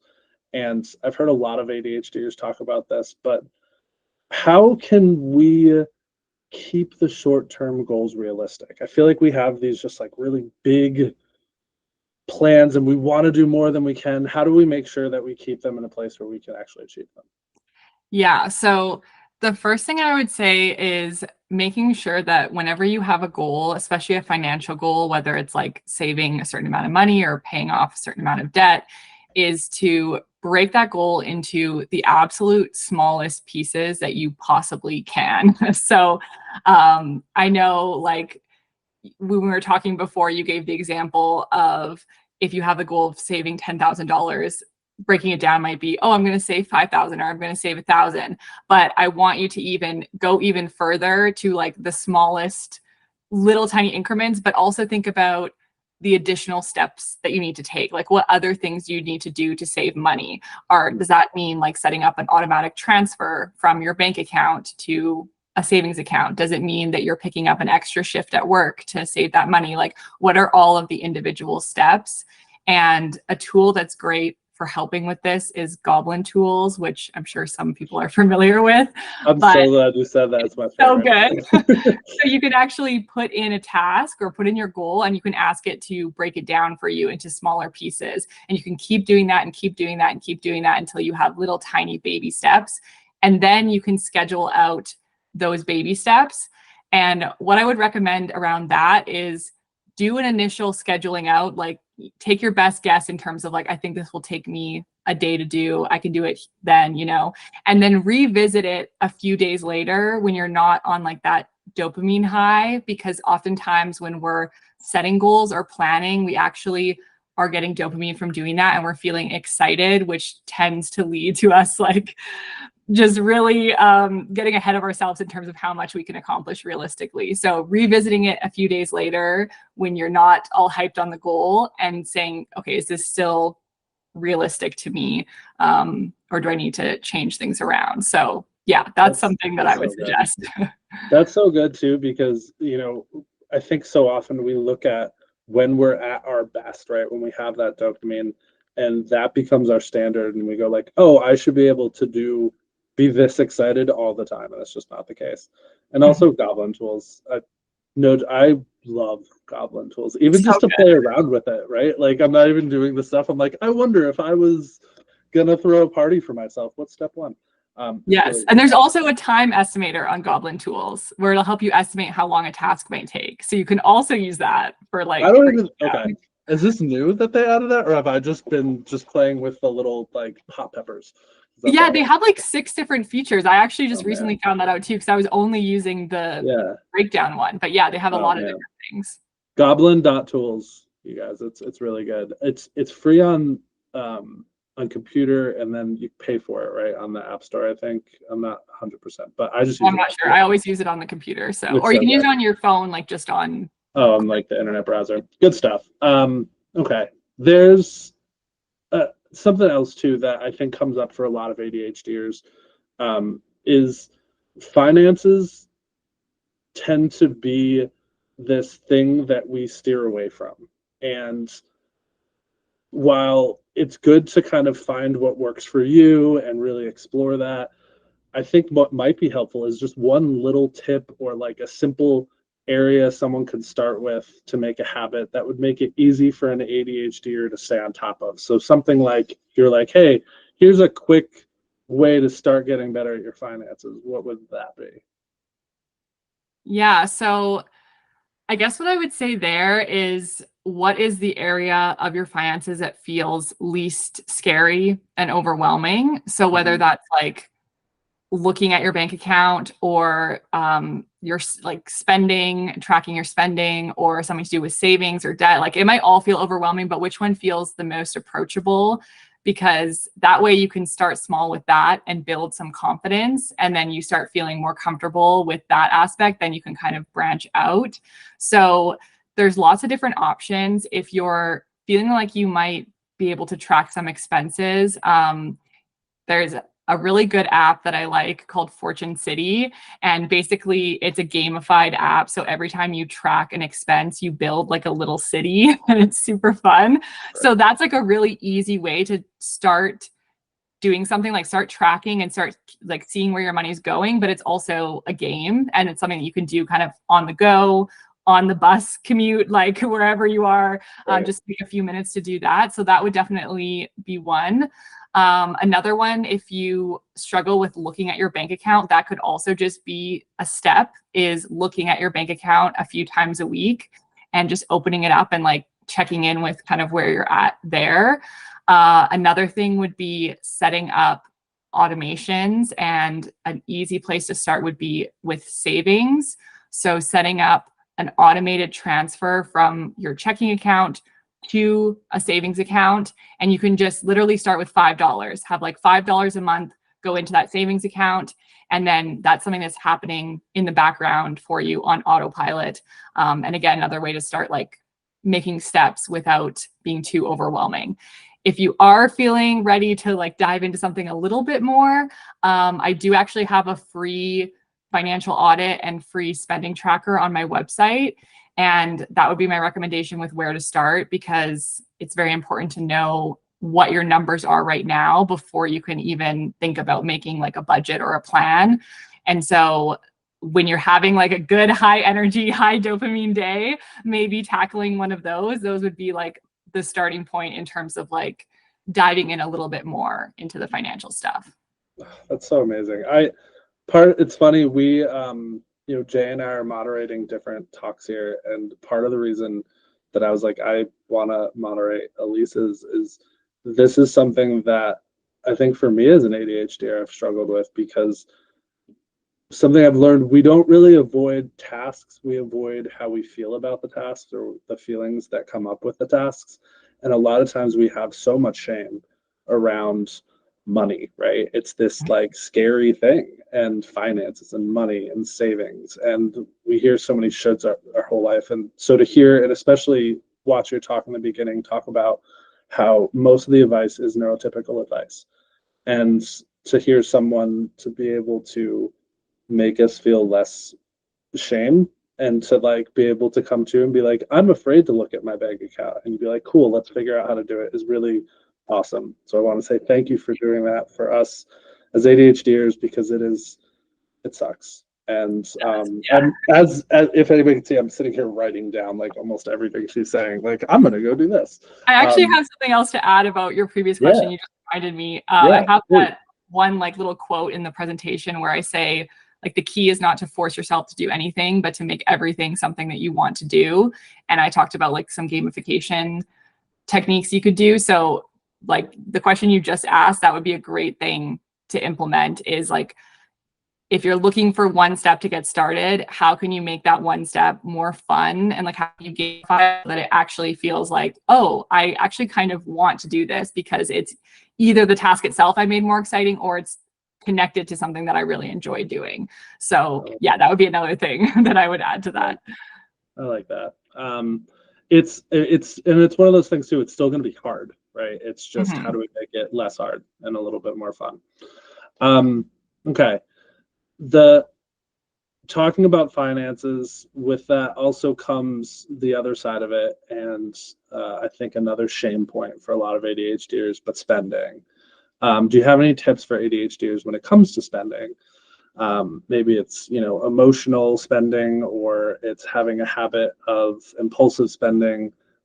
Is there anything that you think could help somebody that's dealing with that? Yes. So my absolute biggest tip, and like probably one of the biggest game changer tools for me, was implementing an allowance card. So this is just like a debit card essentially, that is separate from the rest of my daily banking, that I use for fun spending money. So basically like my adult allowance. And every month there's a set amount of money that gets transferred onto that card. And that's the card that I get to use for any spending that I want to. Technically, I can impulsively spend with it if I want to, but basically it's up to me. I have complete freedom.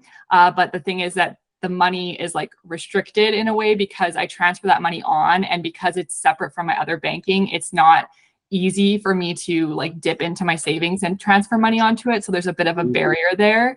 And then also because it's separate, I can just take that card out when I go shopping, like when I go out of the house. So basically I have like my ID and my spending card. So again, I don't have to carry around like any other card that could be attached to money that I don't technically have to spend. So that has been one of the biggest game changers for me. And you actually, a lot of people don't realize, but with your employer, if you work for a company, you can often submit multiple like direct deposit or void checks to your payroll. And so you can have your paycheck deposited into like different accounts. Most places are doing this now. So what you can do is actually have like a portion of your paycheck go onto this allowance card automatically. So then again, you don't even have to like see the other money or touch the other money, and it's just there. And that's like what you have to spend. I heard, okay. This allowance card, is this opening up like a separate account, or this is just within an account that you have, or is this something that, could you go into it a little bit more? Yeah. I'm like, so I would recommend separate personally. Like you could open like another checking account at your current bank, but then it's like so close to your other money that you could really move it around. But I would recommend like an online bank or like a fintech company, because they'll have no fees, like no monthly fees. So like even like a Chime debit or like a Venmo debit for folks in the US, or here in Canada, we have something called Coho card. That's what I love using. And yeah, so it's like it's completely separate. And that way there's like that kind of physical separation of money. This is just more evidence that you understand ADHDers, where you're like, you could do it at the same bank account, but that's too close. And we know what we're going to do, right? We're just going to be like, oh, I could just throw it over there. Yeah.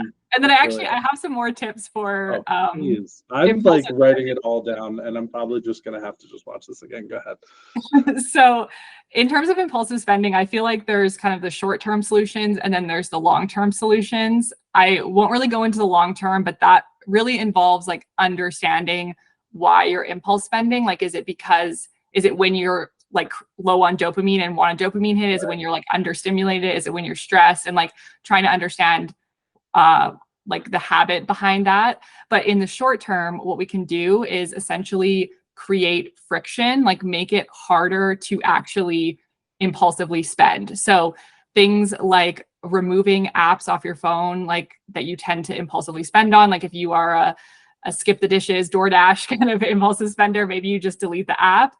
Deleting auto pay, like the autofill of your credit card off of your web browsers. Take Apple Pay off your phone so you can't do that.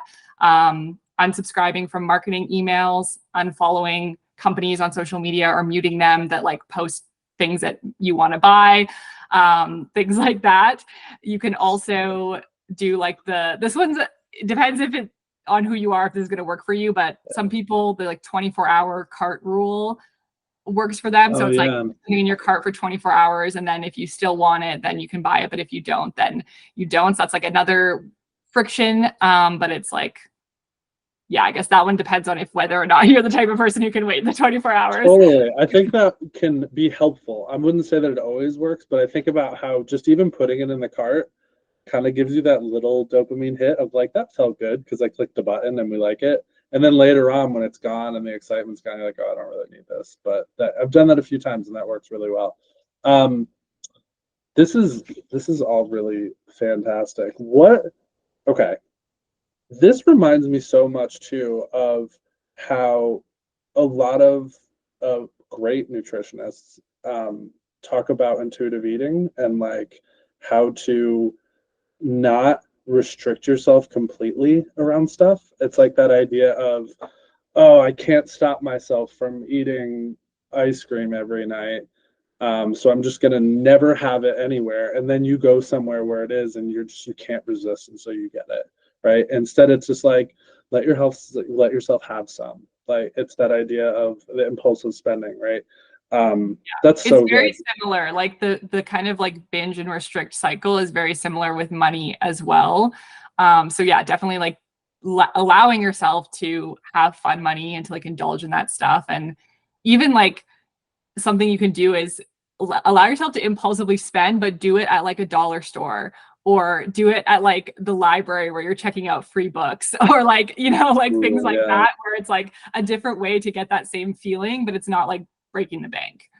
Yeah, so you're like, I'm buying dollar items and still getting the same. And this has to do with kind of like, I think that emotional spending, and it's people talk about emotional eating or anything we do impulsively.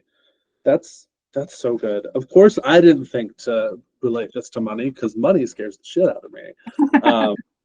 But that's some really good stuff. Ellyce, why don't you tell us some things that you're working on, anything you want to promote, because I think anybody that's heard your talk and you talk to me here today is going to want to be a part of whatever you're doing. So what do you got? Yeah, so the first thing I'll mention is my book, which is in the background, but I know it's backwards for everyone. It's called Keeping Finance Personal, and it came out in January of this year. And if you liked some of the stuff that I was talking about in my presentation, I definitely recommend checking out the book. Essentially, what it is an intersectional approach to finance, where I'm exploring how different aspects of your identity and lived experience affect your relationship with money. So there's a chapter on mental health. There's one specifically on ADHD and money. There's one on trauma and family systems and culture and generational differences and values and like so many different things. So it's definitely not your typical finance book, and it dives into like the emotional, behavioral, social aspects that affect our money, and could really help you just like understand your money story and how you want to kind of rewrite that moving forward. So that's definitely the first place to start. I also have, it's called the Dopamine Dollars Budget Template, and it's a automated budget template. It's very colorful, ADHD friendly, super fun. I've got very good feedback from people who are like, I hate spreadsheets, and I love your spreadsheet because it's like dopamine dressing for a spreadsheet. It's very like bright and colorful and fun. And then, yeah, the last thing I'm working on is actually, I'm working on the proposal for my second book right now. Yeah, that's so awesome. Yeah, a lot more specifically focused on the ADHD and money part. So I'm really excited about that. Congratulations on that. That is just coming from someone in the ADHD space, such a huge accomplishment to be able to do. Just sitting here right now, I'm like, I feel like I got the most out of talking with you. So I'm so happy to have you here. Is there any other tip that you have to leave us with, maybe that you're like, ooh, I thought of this, or what do you got? We've got like 2 minutes, so I'm like, give me more at least. Okay. Yeah, the dopamine menu. Okay. I talk about this in my book too, but this is gold, everyone. I did not create this concept. I heard about it from Eric Tivers and Jessica McCabe from How to ADHD, nice. But I kind of adapted it to do with money. So this is also a really great tip for impulse spending. But basically, the dopamine menu is like a little fake menu that you create of activities that give you a hit of dopamine, that essentially when you're feeling that craving to go impulsively spend, you could look at your dopamine menu and choose something else instead. And on the dopamine menu, we have appetizers, which are activities that are like really short and quick, like 5 minutes or less, like having a good cup of coffee, going for a quick walk, having a little dance party, listening to a song. Then you have sides, which are things that give you dopamine that you could add on to any other activity. So like having your favorite beverage, having your comfort TV show playing in the background, your favorite playlist on, things like that. And then your mains are activities that take longer, like 30 minutes plus, but give you a lot more dopamine. So like working on an art project or going for coffee with a friend. And then dessert are things that give you dopamine, but that you don't necessarily want to indulge in all the time. And this will obviously vary per person. For me, it involves things that have screen time, because I spend so much time on the screen for my job that, like, even though scrolling on TikTok gives me dopamine, that's something I'd prefer not to do all the time. So dessert is still delicious, but maybe not before dinner. And that's kind of, so the premise of the Dopa menu. Oh, I love it. Ellyce, thank you. You were fantastic. I'm so glad you were able to join us. That's all the time we have for today. Just a reminder again, thank you all for joining us for ADHDvCon. And if you found any of this content to be helpful, especially Ellyce's, like I did, and you have the means to do so, please make a tax-deductible donation to the Monoceros Initiative so we can do more events like this and do more things for the community. The link to donate's in the description of the live stream. Again, Ellyce, thank you. And you can find her info on her website and our website. Ellyce, what was your website again? queeredco.com. If you're not sure, I'm sure there'll be a link We've somewhere. got her info on our stuff, and we're going to be posting more about her because she's fantastic. Thank you, guys, and we're moving on to the next presentation. Awesome. Thank you. Bye.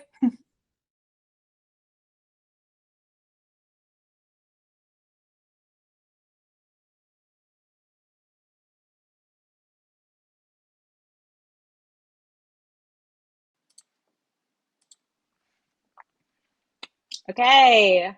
Great. Guys, we're back. We're the next presentation. Wow.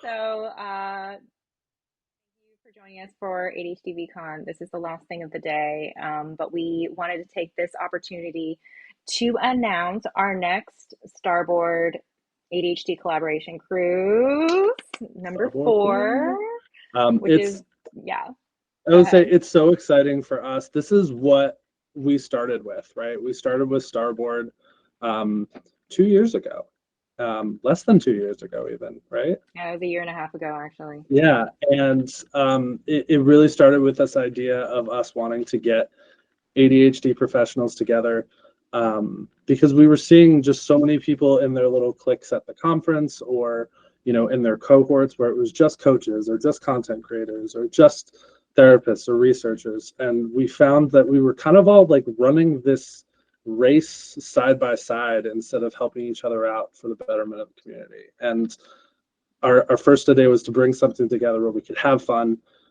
We ended up, through different reasons, creating a cruise, and it's been a hit. It's been so much fun. A lot of the presenters that we've seen today have been on it.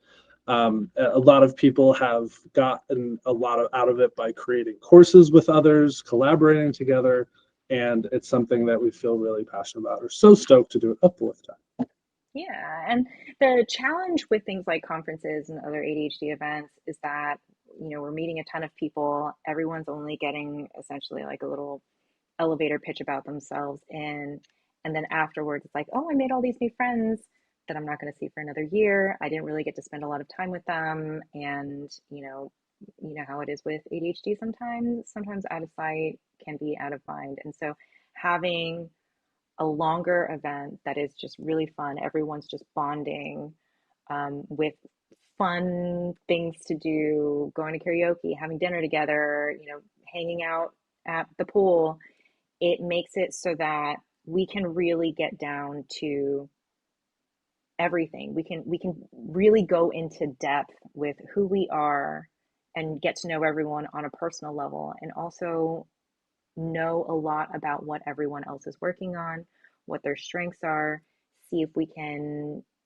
collaborate together, because all of us have our different strengths and weaknesses, and together we are all better. And so the boat, we used to say, a rising tide lifts all boats. And that's what we have been trying to do with Starboard since the very beginning. And every time I've gone on a Starboard cruise, the response is just like, that was amazing. I feel like everyone is a friend of mine now, a close friend of mine. I'm really excited about what I'm going to do next.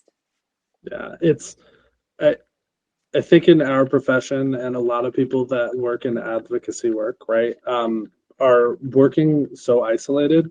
We go up to our home offices, and at least me, I go up to my home office, shut the door, and it's just I'm doing everything I'm by myself, right? I don't have coworkers that I walk past and chat with, and we're constantly on Zoom. We're constantly, meeting with people through video, and it can be isolating, even having these connections online. And to do it in a really fun place is so just magical, and it's such a bonding experience. And it's been something that I've been so proud of and excited about. And so, yeah, if you're someone out there that is like, wait, I don't really understand what this is. What are you doing? When is it? What's happening? How does it work? Jay, do you want to get into that? Oh, I mean, first we can talk about like when. When is Yeah, it? that's what I mean. Yeah. So our next Starboard cruise, number 4, is this coming February 24th to 28th. So it's a Monday to Friday, 4-day cruise sailing out of Los Angeles, Long Beach, California to be specific, stopping on Catalina Island and Ensenada, and then circling back. And when we do these cruises, we've been feeling it out since the first one, but the second day is collaboration day. So it's the day at sea. We get on the boat, we introduce ourselves, and the next day we just like start talking about who we are, the things that we care about in the ADHD industry, the projects that we'd like to work on. Everyone kind of chimes in. We make the feedback on things optional. And that's I think a really critical part of what we do is that when everyone's doing these pitches about what they're trying to work on, we say, to be clear, what do you want from us? Do you want feedback? Do you want ideas? Do you want suggestions? Do you want collaborators? Because if you don't want these things, we don't want to say it out loud because we all have ADHD. Sometimes demand avoidance is a thing, and it's like, don't tell me what to do. This is my idea. I really want to hold on to this baby. So we make it really clear that like you will get what you are asking for out of this group. But if it's one of these things where I'm having a hard time moving forward with this is what I need in order to move forward with this project that I'm doing. This is how to do it. And I think especially the whole like, social media is really intimidating for me, or, putting on a course is really intimidating for me. I want to write a book. What do I do? The beauty of it is that there's almost always someone on Starboard who has done that exact thing and is happy to provide like the guidance, what they learned from the experience, kind of like hold our hands through these things. And I mean, even ADHDvCon, this was something that we pitched at, I think, the second and third Starboards, right? Yeah. And being able to feel through and get everyone's input on it made this what we wanted it to be on our first one. And so having the chance to get this in front of other eyes and get perspective on it, I think is so important. I think if you're someone who works in the community as an advocate, an educator, a coach, a therapist, and we say this extremely broadly, right? We don't want to gatekeep anyone. If you're someone that wants to become a coach or a content creator, or you're just starting out making something to help the community or learning about it and want to contribute and be a part of it, we want you to come too. The purpose of us kind of calling this a cruise for professionals is to kind of point out that this is not for you to just go and listen to talks, right? Or not for you to just go and, though you can just go and have fun. The point is for you to be a part of the conversation and help things move forward. So we use that very lightly. It's professional doesn't mean like we need proof that you are doing something or that you're at a certain level. It's quite the opposite. We want input and we want a lot of people to get something out of it. So if you're someone that's like, I have these goals in the community, right? I want to create something. I want to be able to contribute more. I want to be a part of what someone else is. I want to work with someone to do something. I never want to make promises, but there's a really good chance you're going to move forward in that. If you want to, but if you have the ability to, you're going to move forward in whatever that goal is with Starboard, because it's so welcoming, right? All the people that come, we want to just help each other out. How can we lift one another? How can we do better for the community? Because that's, I think, the main goal of it. It's not about competition. It's not about me wanting to be better or to have more than you. It's about how do we as a collective work together to help out ADHDers everywhere. Yeah, and the feeling coming off of a Starboard is like nothing I've ever experienced. And I think we got that feedback from other people too. Like Meredith said the same thing, right? Where sometimes we come from, let's say, like the conference and we're just like totally depleted. Like we don't have any energy left. Like at the international conference on ADHD last year, I had a great time with my friends. I went home and I slept for like 4 days straight, basically, because I was so wiped and could not get in touch with Jay for 4 days. Yeah, I mean, if I don't respond, it's not because I hate you. But like after Starboard, it's so different that like while it still is a lot, and even for us as organizers, it's even more because there's so much work that we put into it. Even with that, leaving Starboard is like so exhilarating. I just want to take over the world afterward. And I heard the same thing where it's just like, I just want to get started on all these things. I feel so empowered and motivated. And I'm glad that other people said that too. And it wasn't just me. I think you get inspired by listening to other people's reason for doing it. I love talking about what it is you got into, the professional community doing, why you did it, what matters to you, and why this thing that's so dear to your heart that's maybe been hard to do because there's been some obstacles that you couldn't get around, right? There's some things maybe that you needed help with and you didn't know how to find that. If that person isn't on the cruise, someone on the cruise is going to be there to help you figure out how to find it, or be like, oh, I might know someone that I can put you in touch with. I always love looking back at all the people that met on Starboard and are doing things together, that are on panels together at the conference, that are creating classes together. It's great because that's why we started all of this. And it's inspiring to me just to see that. But yes, after the cruise, hearing all of everyone's stories and why they do it is just the most dopamine filled motivation thing ever. It's like, it feels like that week you can, like you said, take on the world and do just about anything, and it can really jumpstart whatever it is you're looking to do. Yeah. Okay, so should we talk about the process of let's joining talk about it real Starboard? quick. Okay, yeah. So the thing about booking like group rates and stuff like that with this kind of stuff is we have to choose what kind of stateroom someone has. It's usually a higher price because a lot of times these cruise lines run promotions that make going on the cruise a lot cheaper than if we were to get a group rate. So we made the decision to make this more accessible and more flexible by allowing everyone to book their own staterooms on Royal Caribbean, right? And that way, everyone is paying exactly what they want to be paying. They're not stuck in an interior room if they want a balcony. They're all of these things. It's everyone's choice. People can bring along their families if they want to. And like their families can't, they would be so bored and probably disinterested in all of these conversations, but they can be on the boat with us. They can have dinner with us. They can, all of these things. Yeah, they could do excursions with us. We don't have a problem with any of that. Because sometimes it is kind of hard to take a step back from what we have to do in life. And so if you want to bring your family, have this be like a working vacation, awesome. And we have a rule, not a rule, but like a guidance of wherever you are is where you need to be. So it's not required to attend all of our events. It's not required to attend any of our events, basically. It's there for you.